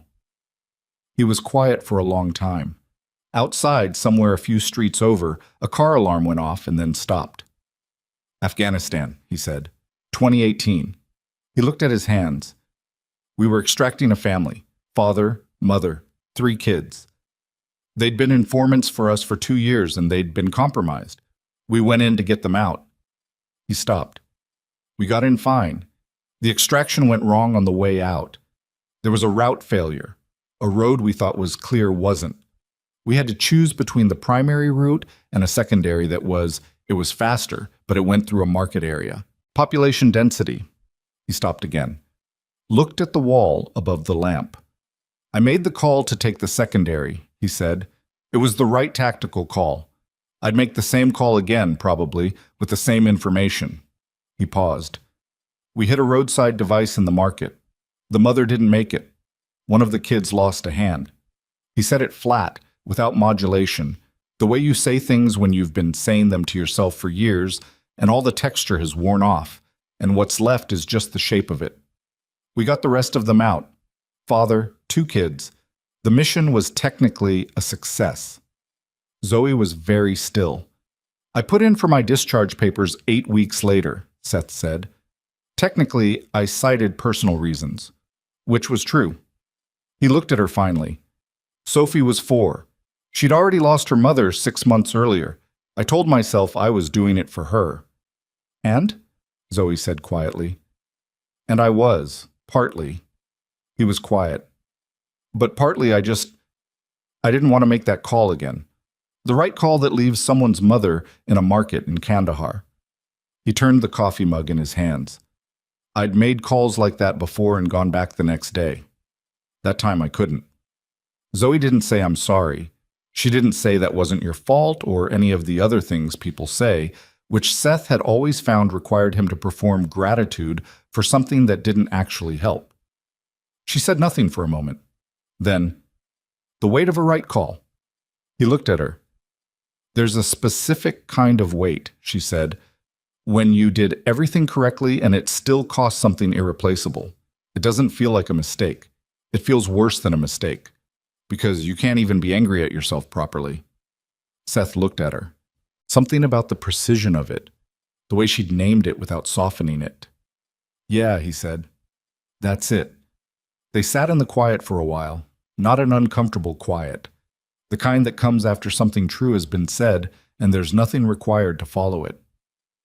What you said to me, Zoe said after a while, about rebuilding mattering more than reclaiming, did you figure that out?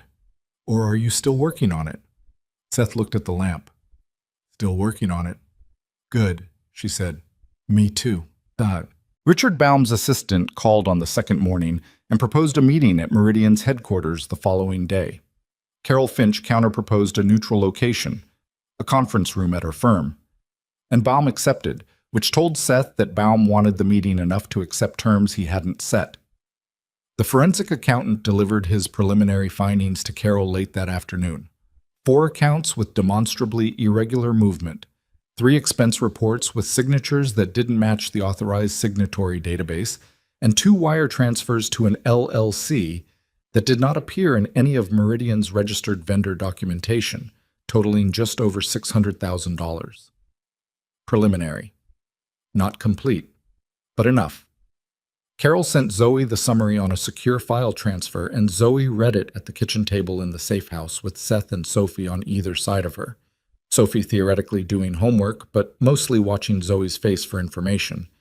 And when she finished reading, she closed the laptop and sat with her hands flat on the table and said nothing for a moment. Then she said, "It's enough." "Enough to expose him?" Seth said. "Enough to walk into that boardroom and not be afraid." She looked up. He built this whole thing on the assumption that I'd be too destabilized to fight back clearly. 3 weeks of isolation, frozen accounts, legal harassment, people in alleys. She paused. He miscalculated.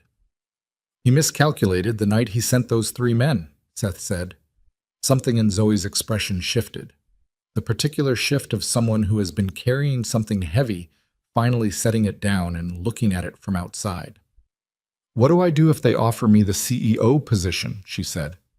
"For real this time. What do I actually do?" Seth looked at her. Looked at the question behind the question, which was the real one. "You already know," he said. She was quiet. "You've known for a couple of days," he said. "You're asking me because you want someone to confirm it's okay to know it." Sophie looked up from her homework and looked at Zoe with the serious, steady eyes and said nothing, which was its own kind of confirmation. Zoe looked at the closed laptop. At the preliminary findings underneath it, months of Daniel's crimes laid out in the clean language of numbers. At Seth across the table and Sophie beside her, and the small, ordinary kitchen of a house that had no meaning except that it was safe and honest and free of performance. She nodded once, slowly. "Okay," she said. It was the kind of okay that meant something bigger than okay. Seth heard it that way. Sophie, he suspected, heard it too. Outside, the afternoon had turned clear. One of those Seattle moments when the clouds move and what's underneath them is more blue than you remembered blue could be, sharp and clean and going all the way up. The morning of the board meeting arrived gray and cold, the kind of Seattle morning that commits to its mood without apology. Zoe was up at 5:30. Seth heard her in the kitchen. The particular quiet of someone trying not to make noise in someone else's space, the careful placement of the coffee pot, the soft close of a cabinet. He lay in the other bedroom for a few minutes, listening to those small sounds, and then got up. She was standing at the kitchen window in the dark, with a mug in both hands, still in the oversized t-shirt she'd slept in, hair unresolved, staring at the backyard where the first thin light was beginning to work at the edges of things. She heard him come in and didn't turn around. "I keep running it," she said. "Running what?" "The meeting, the boardroom." She turned the mug in her hands. All the things Baum might say, all the ways it might go wrong. Seth went to the coffee pot and poured himself a mug. "What version are you on?" 4, maybe 5? She finally turned from the window. She looked tired in the honest way. Not the performed exhaustion of someone claiming a difficult week, but the genuine kind that shows around the eyes and in the way a person holds their shoulders. "In 3 of them, he offers me the position, and I say no, and it goes fine. In 1, he offers me the position, and I say no, and they side with Daniel anyway." She paused. "In the last one, I say yes." Seth looked at her over his mug. Which one felt true? She was quiet for a moment. 3, she said. "The one where I say no, and it goes fine." A pause. "And 5. The yes one." "I know." She said it with a kind of rueful flatness. "I know, Seth. I am aware of what that means about what I still want." Seth sat down at the table. "Wanting it isn't the problem." "Then what's the problem?" "Wanting it for the wrong reasons is the problem." He set the mug down. "There's a version of going back where you're going back to prove something. To Daniel, to the board, to every room that ever doubted you. And there's a version where you go back because you genuinely believe it's the right next thing for your life." He paused. "The first version will eat you the same way it ate you before. The second one might be different." Zoe looked at him with an expression that had too many things in it to name cleanly. "And you know which version I'm in?" she said. "No," Seth said honestly. "Do you?" She turned back to the window. The backyard was lightening by small degrees, the birch tree becoming visible at the fence line, the grass wet with dew that would probably burn off by 9. "I know which version I was in 3 weeks ago," she said. "Before all of this?" She paused.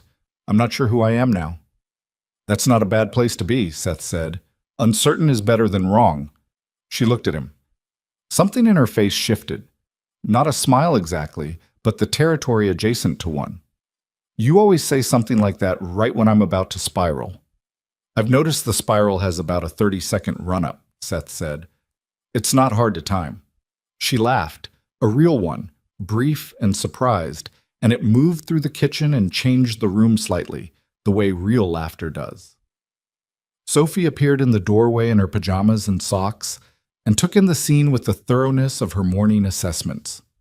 "Why is everyone up already?" she said. "Couldn't sleep," Zoe said. "Me neither," Sophie said, with the authority of someone who clearly had been fully asleep 4 minutes ago. She climbed onto a kitchen chair. "Is today the big meeting?" "Yes," Zoe said. Sophie thought about this. "Are you nervous?" "Yes," Zoe said again. She said it without hesitation, which Sophie appeared to respect. She had a low tolerance for adults pretending things were fine when they weren't. "Dad gets nervous too," Sophie said, with the air of sharing classified information. "He just doesn't show it. His jaw goes tight." She demonstrated clenching her own small jaw in imitation. "Like that." "I do not," Seth started. "You did it twice yesterday."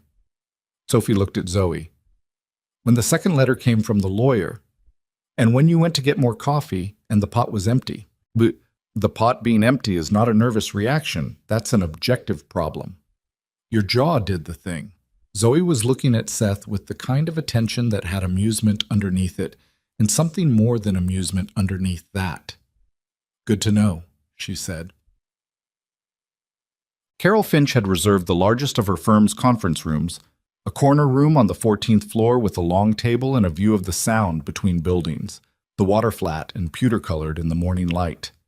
By the time Seth, Zoe, and Carol were in the room, There were 4 chairs set along one side of the table, with printed copies of the forensic accountant's preliminary report in front of each one, along with Carol's formal response to Pierce's legal demands and a 3-page executive summary that Carol had written herself. Seth sat against the wall, not at the table. He'd suggested this to Zoe on the drive over. "You don't need me at the table, you need me in the room." And she'd understood immediately. His presence was structural, not participatory.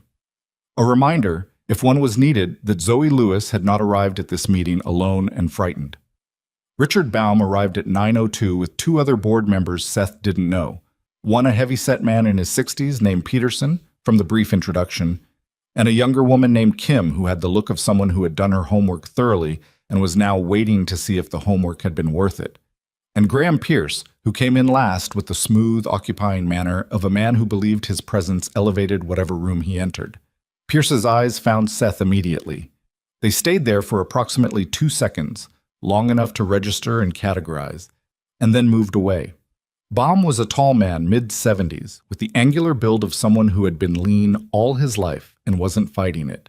He had white hair and a quality of deliberateness about his movements that suggested someone who had learned over a long career that the first thing you did in any room was make everyone understand you were not in a hurry.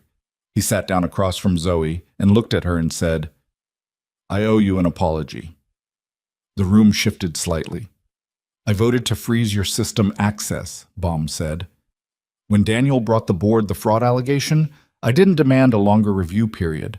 I was influenced by the urgency of his presentation and by the material he provided, and I acted too quickly." He paused. "I'm not in the habit of making that kind of mistake, and I should have been more rigorous." Zoe held his gaze. "Thank you," she said, "for saying that." "It's not absolution," Baum said. "It's a statement of fact." He looked at the folder in front of him. "We've reviewed the preliminary forensic findings that Carol shared this morning. I've also had our independent audit committee begin their own review, which started last night." He looked up. "Daniel has been suspended from operational duties pending the outcome of that review." The room absorbed this. Pierce shifted slightly in his seat. Seth watched him. "So he's not here," Zoe said. "Correct." Baum's tone was precise and dry. "Graham is here in his capacity as Meridian's corporate counsel, not as Daniel's personal attorney. That distinction became necessary 48 hours ago." A brief pause that had a history in it. "We would like to discuss the path forward for the company." "Before we do," Carol said, "I want to be clear about the scope of the evidentiary record my client has assembled." She opened her own folder. "What you received this morning is preliminary. The full forensic report will be available within 7 business days, and it is considerably more comprehensive." She looked at Baum directly. "Ms. Lewis did not take company property. She retained records she created and maintained during her tenure, which document a pattern of financial misconduct that has been ongoing for no less than 22 months. She paused. "That will be the basis of a formal complaint to the State Attorney General's office, which we will be filing regardless of the outcome of today's meeting." Peterson shifted in his chair. Kim was making notes. "We understand," Baum said. He looked at Zoe again.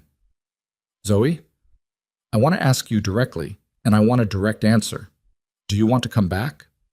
The room went quiet, in the way rooms go quiet when the question everyone has been circling finally gets said out loud. Seth watched Zoe's face. He saw the thing he'd seen in the kitchen that morning, the 2 versions running parallel, the pull of the familiar against the weight of what she'd learned about herself in the last week. He saw her jaw work slightly, once, and he saw the moment she made the decision, which was not a dramatic moment at all. It was quiet, a small interior settling, like a compass finding north. "No," Zoe said. Baum was still. "I want my name cleared," she said. "I want the forensic record to establish what Daniel did.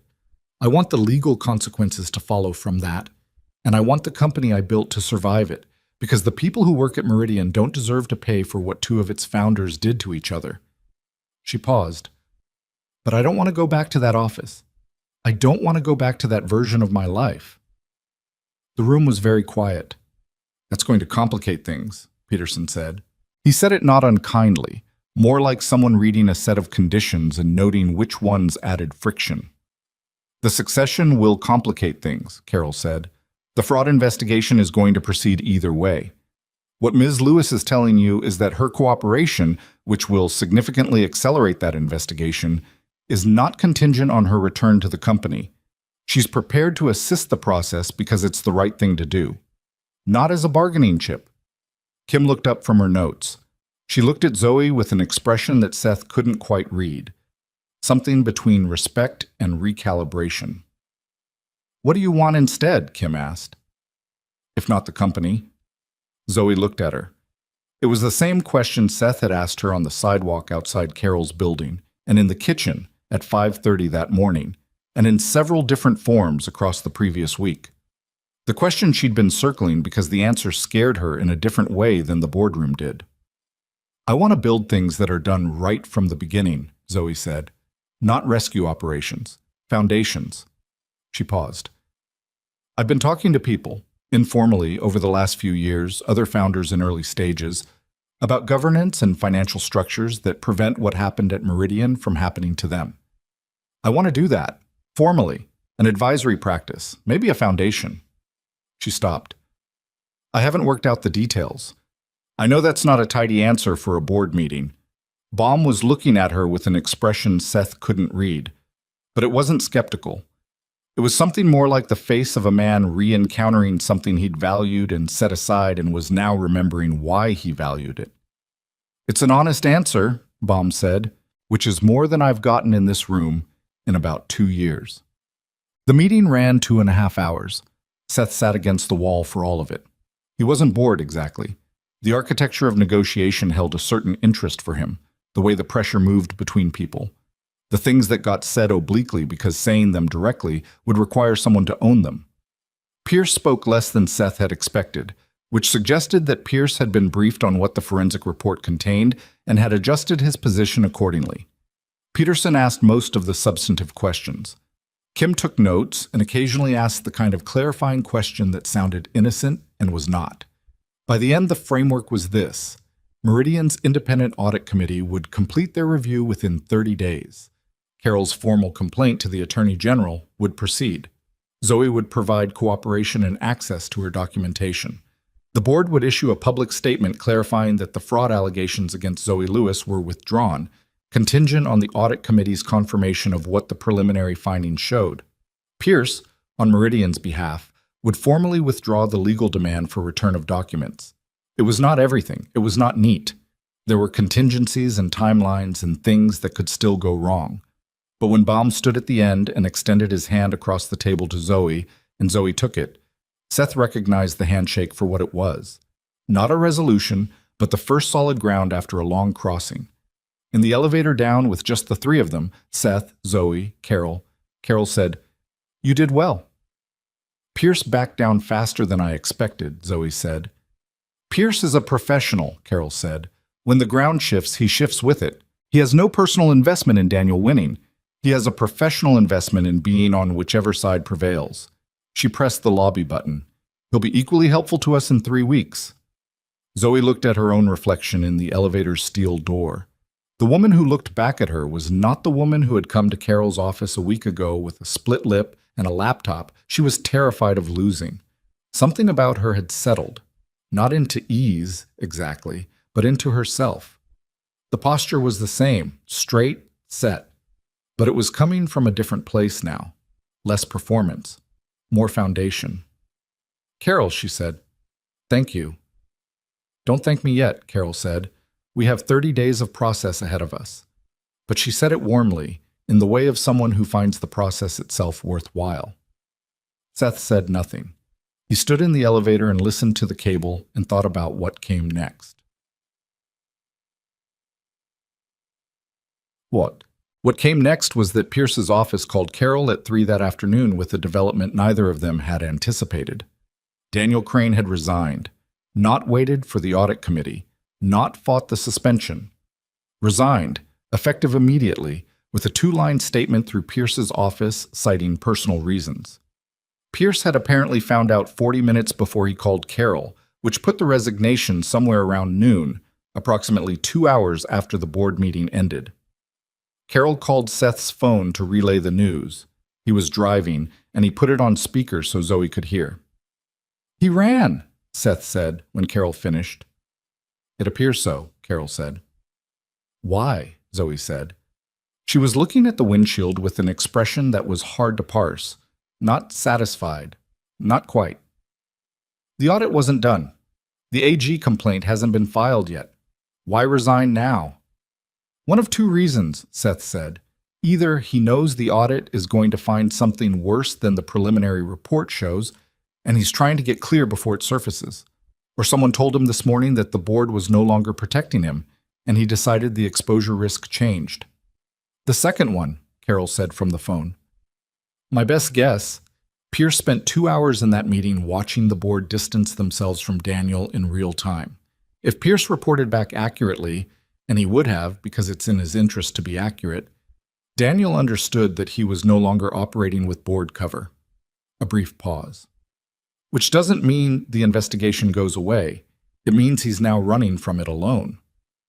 Zoe was quiet for a moment. "He really thought I'd fold," she said.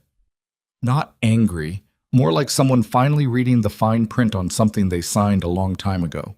"He knew me for 6 years, and he thought 3 weeks of legal pressure and empty accounts, and—" She stopped. "He thought that would be enough."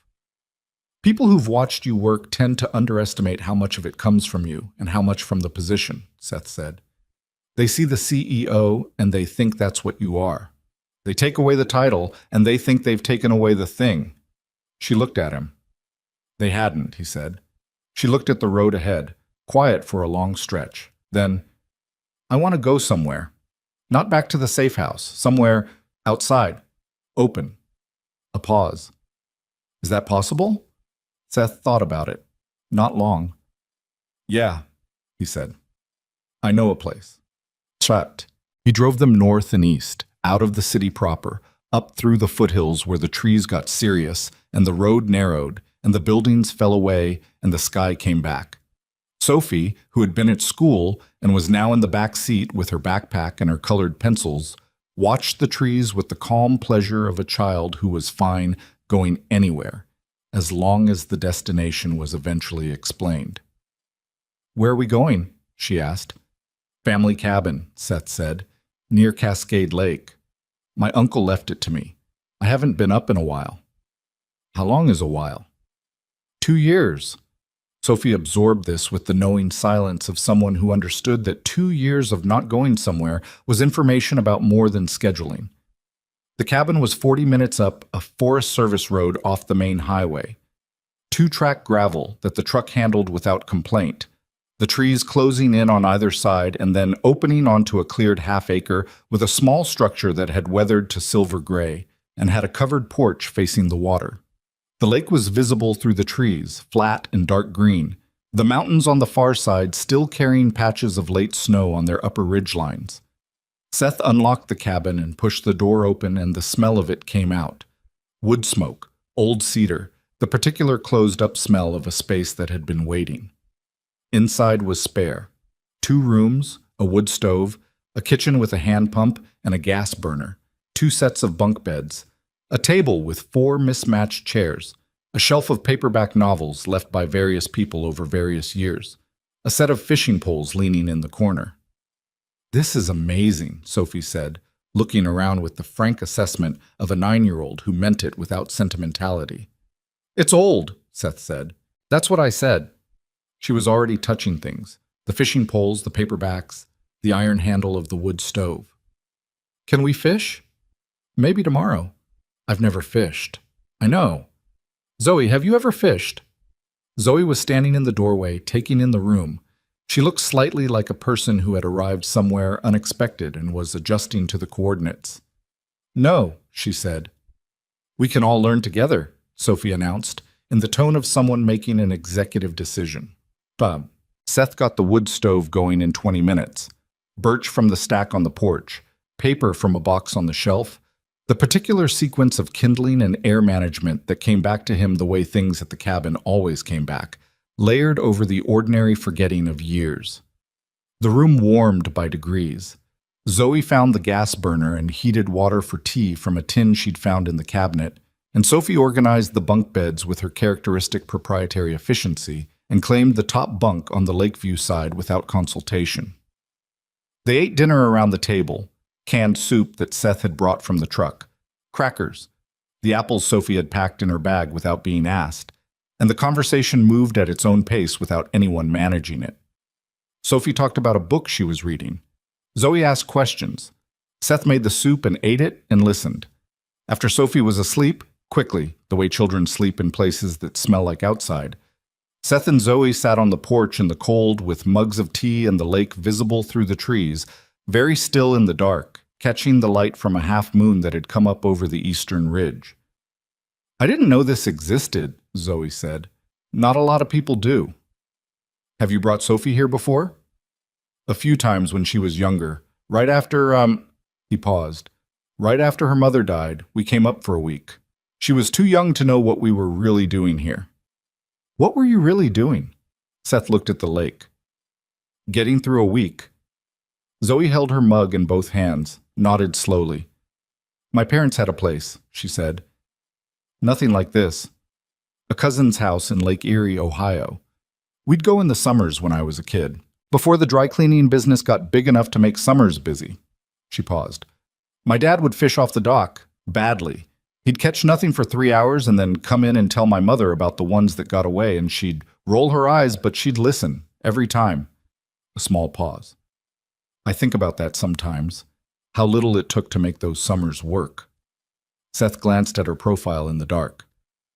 "When did you stop having summers?" She thought about it. "Sophomore year of college, I got an internship, then another one. Then I stayed in the city over the following summer to work on the early meridian concept with Daniel." She paused. "I thought I was being disciplined, serious. I thought I was proving something." "You were 20, Seth said. "Yes." Dry, a little sad. "I was 20. The lake was very quiet.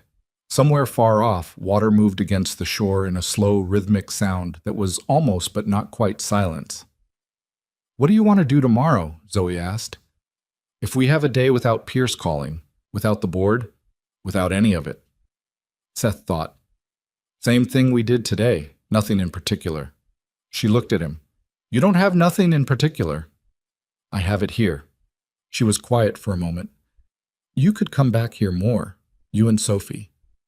"Yeah." He turned his mug in his hands. "I stopped coming because it reminded me of the years when we came as a family, when Claire was alive." He paused. "Which is a bad reason not to go to a place you love." Zoe didn't respond immediately. Then, "How long does that take? The transition from a place that hurts to a place that's just yours?" "I don't know. Still working on it." He looked at the lake. "But tonight it's mostly just a lake." She looked at the lake too. For a long time, neither of them said anything. And the nothing in particular of it was in fact something that didn't need naming. They stayed 3 days. Not by plan. The first day stretched into an evening that was too good to leave, and the second day had fishing in it. Seth teaching Sophie and Zoe the basics off the small dock, an exercise in patience and imprecision that Sophie attacked with determined optimism, and Zoe approached with the studied focus of someone who was used to being competent and found genuine surprise in being bad at something. Nobody caught anything of consequence. Sophie caught a small perch that she immediately and thoroughly photographed from every angle before releasing it with ceremony. Zoe got her line tangled twice and fixed it herself the second time, and the satisfaction on her face when she did was disproportionate to the achievement and entirely genuine. Seth sat on the dock and held his rod and watched them, and did not think about Daniel Crane. On the second evening, Sophie went to bed early, worn out from the lake air and the fishing and the general intensity of days without screens, and Seth and Zoe sat at the table inside with the wood stove going and a map of the Cascade Range that Seth had found in a drawer, because Zoe had asked about the peaks visible from the dock, and Seth actually knew them. "This one," he said, pointing, "the double summit. That's a technical climb above about 6,000 feet, but the approach is a good day hike. Have you done it?" "Twice. Once in the teams with a group, once alone after I got out." After you got out? She looked at the map. How far up? About 8,000. Turned back before the technical section. I was alone and I didn't have the gear. Why alone? He looked at the map. It was the first summer without Claire. Sophie was with her grandparents for 2 weeks. I needed to go somewhere I couldn't think about anything except the next step. Zoe was quiet. Did it work? She asked. For about 6 hours, he said. Which was enough. She nodded, understanding it precisely. I ran, she said, after my father had his first heart attack 3 years ago. He was fine, he recovered, but I got the call at 2 in the morning and drove to the hospital in Cleveland and sat in a waiting room for 4 hours. And when he came out okay, I went back to my hotel room and I didn't know what to do with all of it. She paused. So I opened my laptop and worked for 6 hours. That's what I did with it. Seth looked at her. I know, she said, reading his face. I know. But it was what I had. She looked at the map. I didn't have a mountain. I had a laptop. You're here now, Seth said. No laptop. I have the laptop. A small smile. It's just not open. Progress? Seth said. She laughed, and it was easier this time than the first time she'd laughed in his kitchen, more settled in, like something that had found its place. Tell me something else, she said. About the teams. Not a mission, something ordinary. He thought. There was a guy in my unit, Delgado. Enormous man, 6'4", could break a door off its hinges, terrified of birds. Seth said this with complete neutrality. Not big birds, any bird. A pigeon could clear a table faster than a fire alarm. That's not possible. Mission brief in Bahrain, a seagull landed on the windowsill. I have never seen a man in full kit move that fast. She was laughing now, properly, and it moved around the small cabin and touched everything in it, and Seth found himself laughing too. Not the performed version, the real one, the kind that comes from somewhere lower down and lasts longer than it needs to. What happened to him? She asked. Delgado? Got out 2 years before me. He runs a fishing charter in Florida. Seth shook his head, which I find funny every time I think about it. Because of the birds? Seagulls are everywhere in Florida. Oh no. He says he's fine with it now. I don't believe him. She was still smiling, and the fire in the wood stove was doing its low, settled work, and the map was on the table between them with its clean topographic lines, showing all the places the land did things. And outside the lake was doing what it did, which was be a lake, quiet and permanent, and entirely indifferent to what happened near it. Can I ask you something? Zoe said. Yeah. When this is over, when the investigation runs its course, and the AG files whatever they file, and it's done, she paused. What does your life look like? Seth looked at the map. Same as before, probably. Repair shop, Sophie, the stuck door. The what? The front door of my apartment sticks. I've been meaning to fix it. For how long? About a year. She looked at him with an expression that was affectionate in a way that seemed to surprise her slightly. That seems like an easy thing to fix. The thing you live with is always the last thing you fix, Seth said. She held his gaze for a moment, longer than necessary. The wood stove ticked. The lake outside did nothing. I meant, with Sophie, with... She stopped, reorganized. Are you happy? In the repair shop, in the apartment with the stuck door? Is that what you want? He thought about it honestly. It's what I built because I needed it. Whether it's still what I need, I'm less sure. He paused. Sophie deserves someone who's actually present, not just physically there. He turned the mug in his hands. I've been there. I haven't always been present. You were present every time I watched you with her, Zoe said. That's the last 5 days. 5 days is data. It's not a lot of data. Sometimes it's enough to show you the direction. She looked at the map, then back at him. Seth, what do you actually want? He sat with the question, not performing consideration, but actually sitting with it, the way the cabin sat with everything, holding it without judgment, waiting. I want to stop carrying the mission that went wrong, he said finally. I want to be in a room and not be counting exits. He paused. I want Sophie to have someone in her corner who isn't also halfway somewhere else. Another pause. Longer. I want... He stopped. What? He looked at her. The firelight from the stove caught the side of her face, and she was looking at him with something open in her expression, something that had been underneath the CEO architecture all along, and was now simply present, without the layers. Things that are probably premature to want, he said. Zoe looked at him for a long moment. Something moved through her expression, complicated and layered and not resolved, the face of a person who is standing at the edge of something and is not quite ready to step but is no longer moving away. Okay, she said softly. It wasn't agreement or rejection. It was acknowledgement, the particular honest acknowledgement of two people who understood that some things needed more than 5 days and more than a lakeside cabin and more than one resolved crisis to become sayable. Okay, Seth said. They sat with the fire and the map and the lake beyond the wall, and it was enough for now, and they both knew it was enough for now, and neither of them needed it to be more than that tonight. But on the third morning, Carol called. Seth was on the dock with a coffee mug and the early lake mist still lying flat on the water when his phone vibrated in his pocket. He picked up. The audit committee has fast-tracked, Carol said. Her voice had a particular briskness that meant good news delivered efficiently. They found 2 things we didn't have in the preliminary report. First, a third-party entity, an LLC registered in Nevada, that Daniel used as a pass-through for just over $1.2 million in diverted funds. Second, and more significant, emails.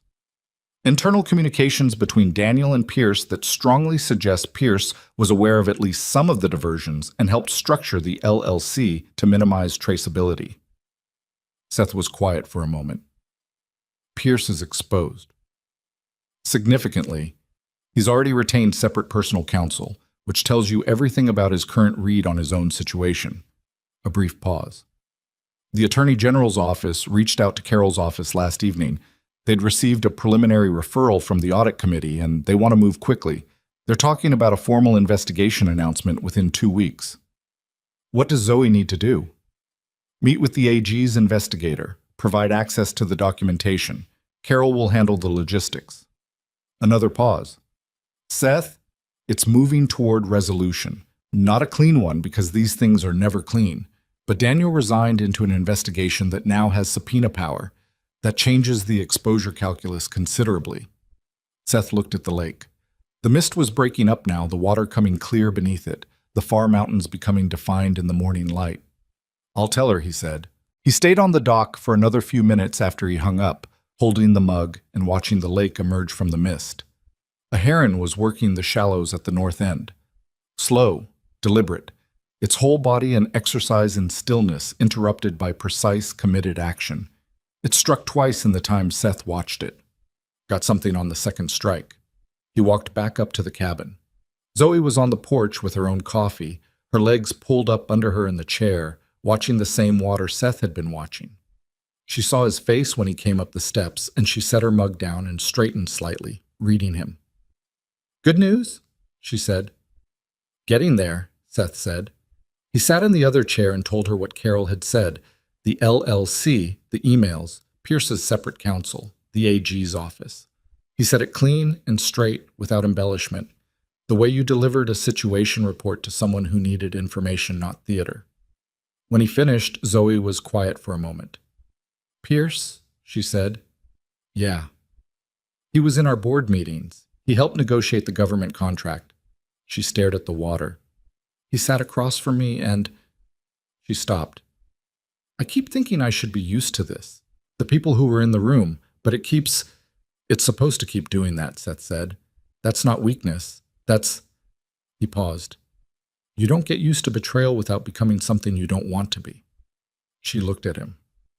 You should still feel it, he said. Just don't let it make the decisions. She held his gaze for a moment. Then she nodded, once, and picked up her coffee. The lake was fully clear now. The heron was gone. The mountains were out, sharp and white and impossibly clean against the morning blue, and Sophie's voice came from inside the cabin, talking to herself in the way she did when she thought no one could hear, narrating something private and unhurried. Zoe listened to Sophie's voice and looked at the mountains and sat with whatever she was carrying, and Seth sat beside her, and neither of them said anything for a long time, which was its own kind of resolution. Not final, not complete, but real. They would go back. Tomorrow, probably. The investigation needed Zoe, and Seattle needed them to return to it, and the stuck door and the repair shop and the rest of ordinary life were where this was all eventually going to have to land. But the morning existed before any of that, and the lake existed, and Sophie's voice was still going in the cabin, and the coffee was still warm, and that was what there was right now, and right now was enough. They drove back to Seattle on a Tuesday morning with the mountains behind them and the city ahead, and the transition happened the way transitions always do. Gradually and then all at once, the trees thinning, the road widening, the first subdivisions appearing at the highway's edge, and then the bridges and the water and the familiar gray geometry of a city that had been running without them for 3 days and hadn't noticed. Sophie fell asleep again in the back seat. She had a talent for sleeping in moving vehicles that Seth had always considered one of her more useful qualities.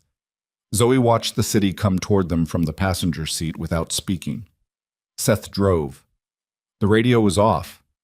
The heater moved air through the cab in a low, steady sound, and outside the morning was doing what Seattle mornings did, withholding judgment. "I don't want to go back to the safe house," Zoe said. Seth glanced at her. "I want to go to your apartment," she said. If that's okay." "It's okay," Seth said. She looked at the windshield. "I know it doesn't make logical sense. The safe house is more secure. Pierce is lawyering up for himself now. Daniel's running from a subpoena. Nobody's sending anyone after you anymore." "I know that too." She paused. I want to go back to where this started. I don't know how to explain it better than that." Seth looked at the road. "You don't have to explain it." She turned and looked at him in a way he felt rather than saw, the full, direct attention of it. "Thank you," she said. Not for the driving. They both understood that. He nodded once and drove. The apartment door stuck the same as always. Seth put his shoulder into it the same way he always did, and it opened, and the apartment was exactly as they'd left it. The slightly dim lighting, the kitchen with its reliable clutter, Sophie's colored pencil drawings still held to the refrigerator with magnets, the pull-out couch folded back to its daytime configuration. The ordinary permanence of a life. Sophie came in and dropped her bag in the hallway without breaking stride and announced she was hungry, and Seth made toast, and the three of them ate standing at the kitchen counter because no one had the energy to make it to the table, and it was exactly as domestic and unremarkable as it sounds. Later that afternoon, while Sophie was at school, Seth had called ahead, late arrival, teacher accommodating as always.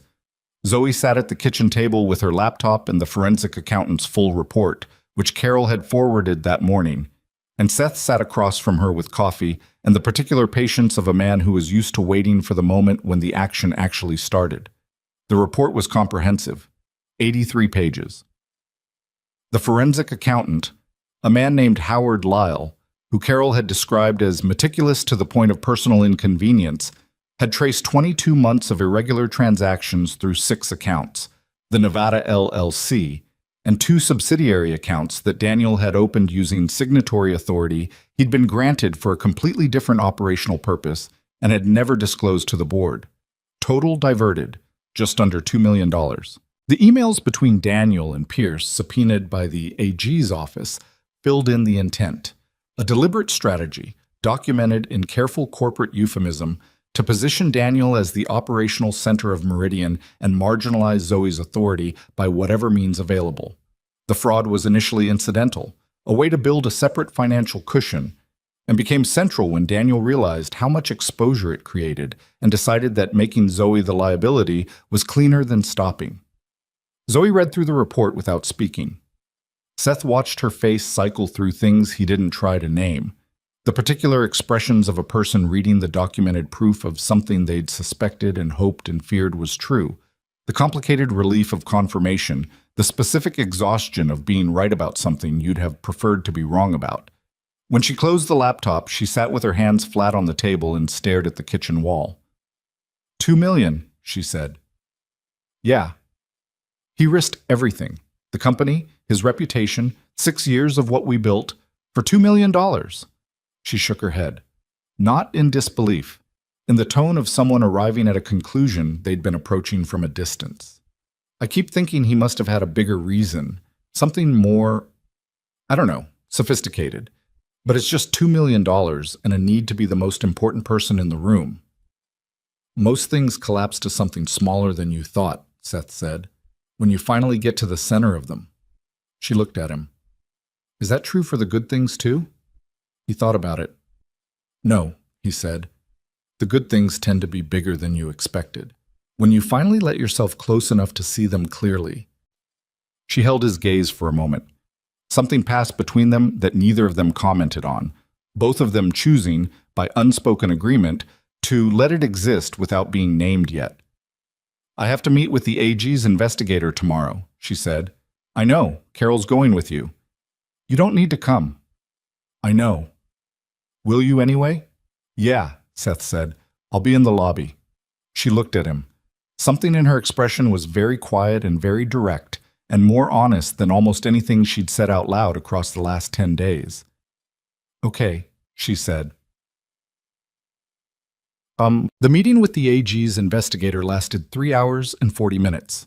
Seth sat in the lobby of the state office building on Cherry Street with a paper cup of coffee and a magazine about recreational boating that he had no interest in and read approximately none of. And at 12:50, Zoe and Carol came out of the elevator, and Carol looked like a woman who had spent 3 hours and 40 minutes in complete command of a room.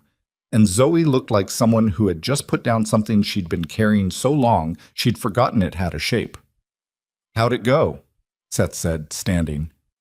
Well, Carol said, the investigator is competent and thorough, and she has access to the subpoenaed communications, which means Zoe's documentation fills in gaps rather than carrying the entire case. She glanced at Zoe.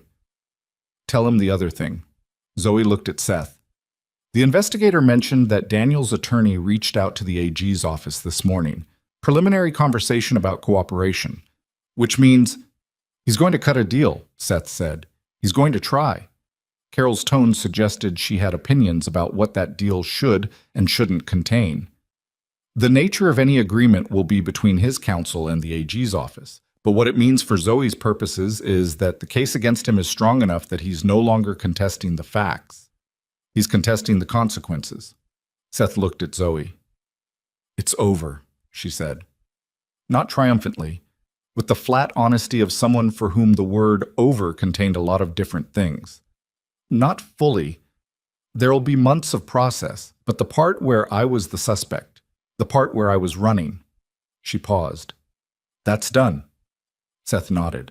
The AG's office will issue a formal statement, Carol said, clarifying that Ms. Lewis is not a subject of their investigation and that the allegations filed against her have been withdrawn.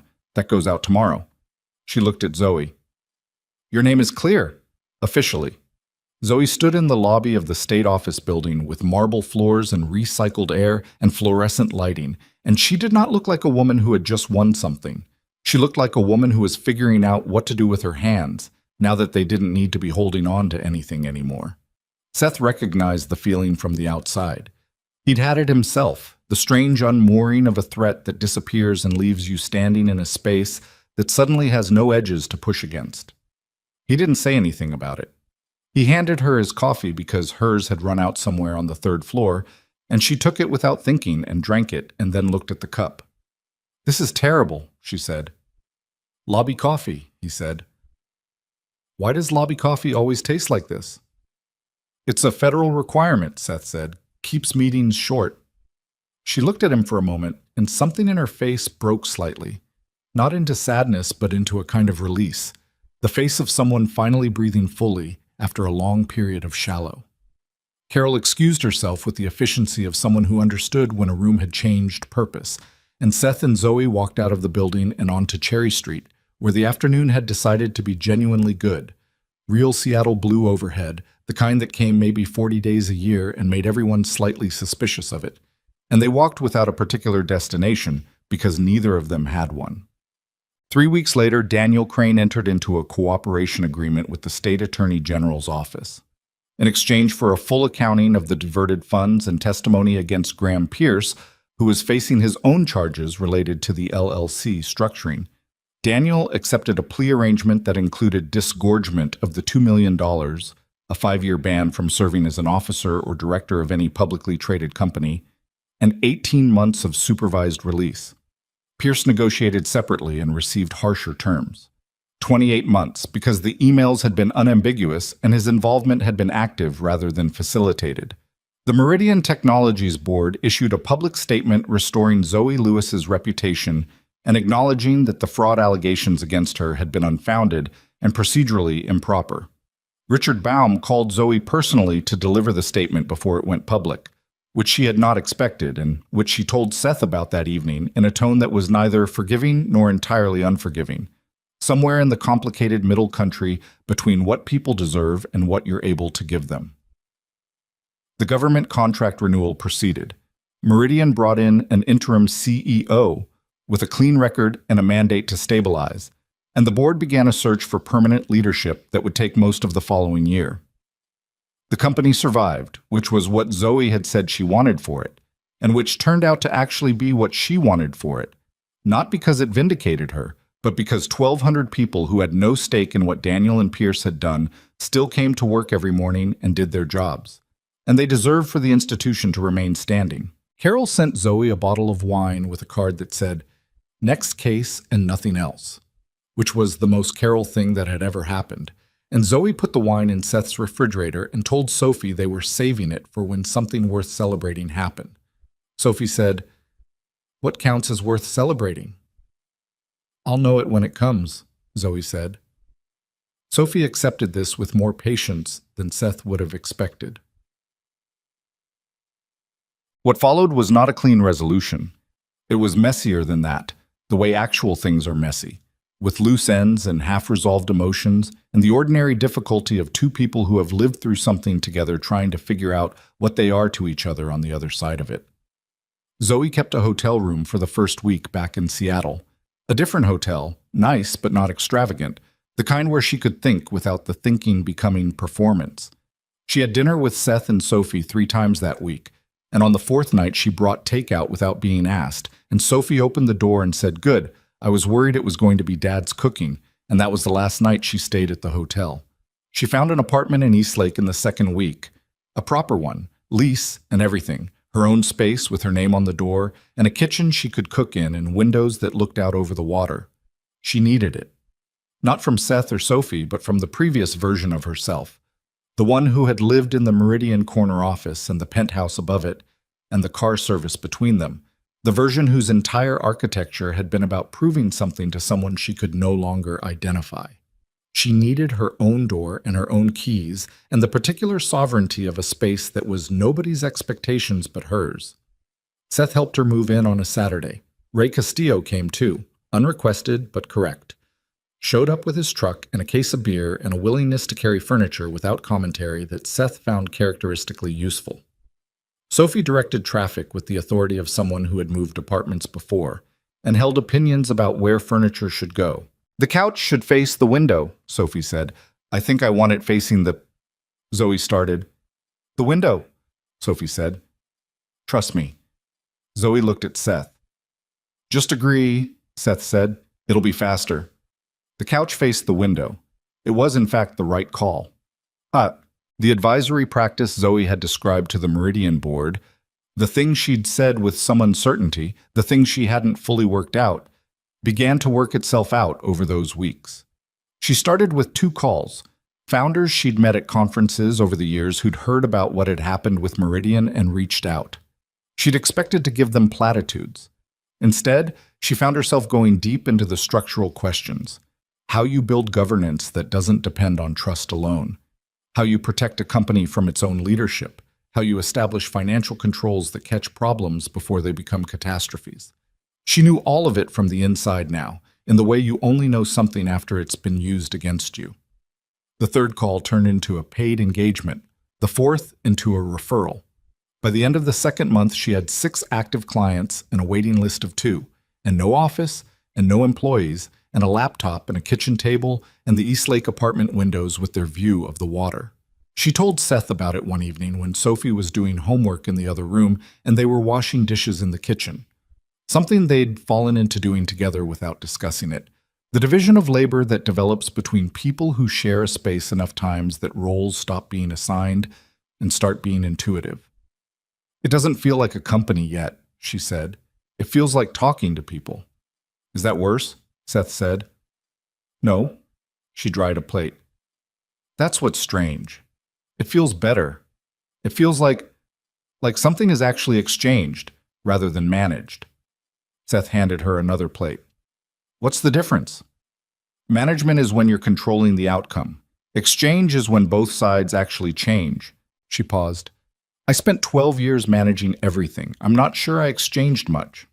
Seth thought about that. "You exchanged something in the alley," he said. She looked at him. "You couldn't manage what was happening. You couldn't control the outcome." He looked at the dish in his hand. "You just needed help, and you let someone help you." "I didn't have a choice." "Everyone has a choice," Seth said.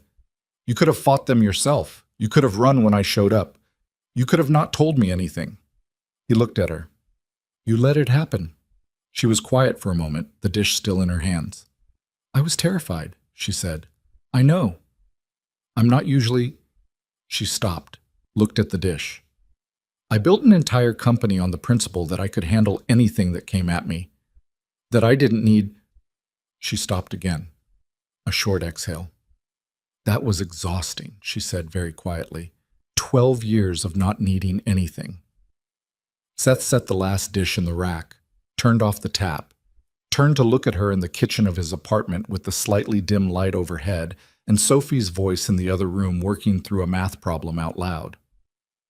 "I know," he said again. Not condescending, just, "I know. I did the same thing.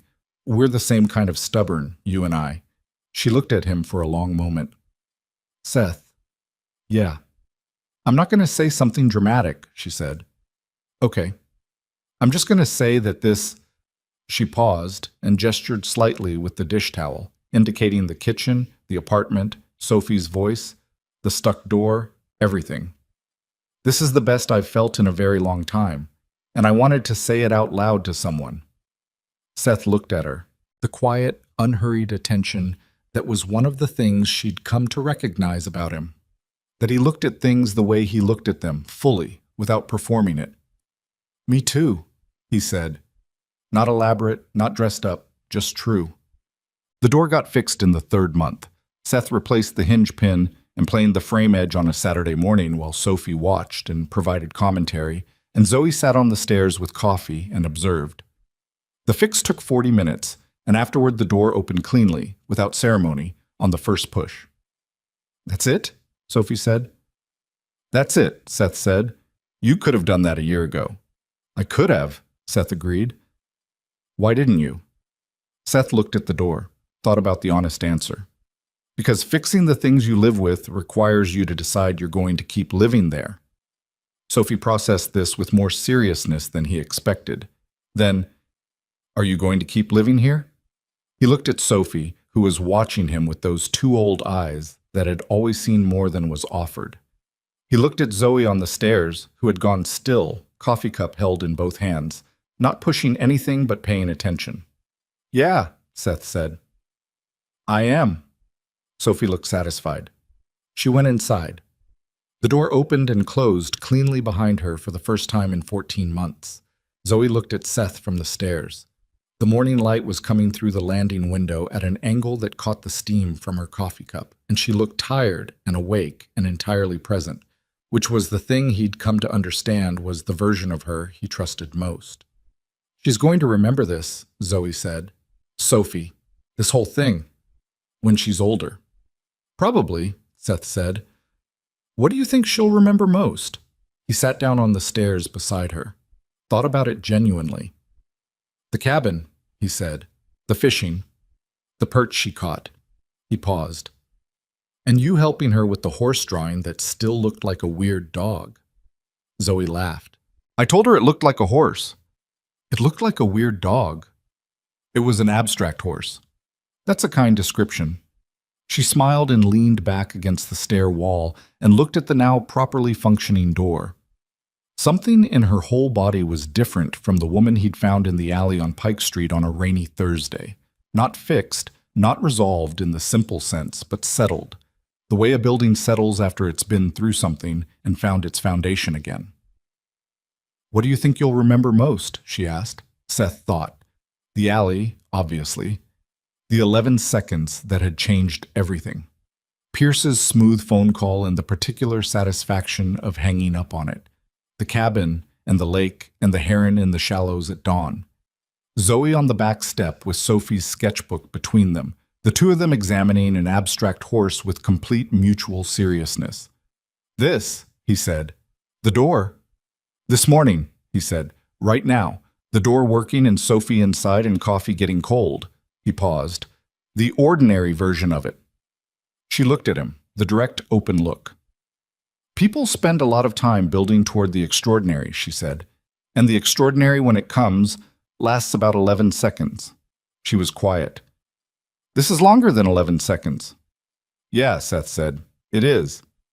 They sat on the stairs in the hall of his apartment building, and the door to 312 was fixed and closed, and inside Sophie was already doing something that involved moving furniture, from the sound of it, without asking anyone's permission, which was entirely characteristic, and the morning was entirely ordinary, and that was the thing that neither of them would have known to want before.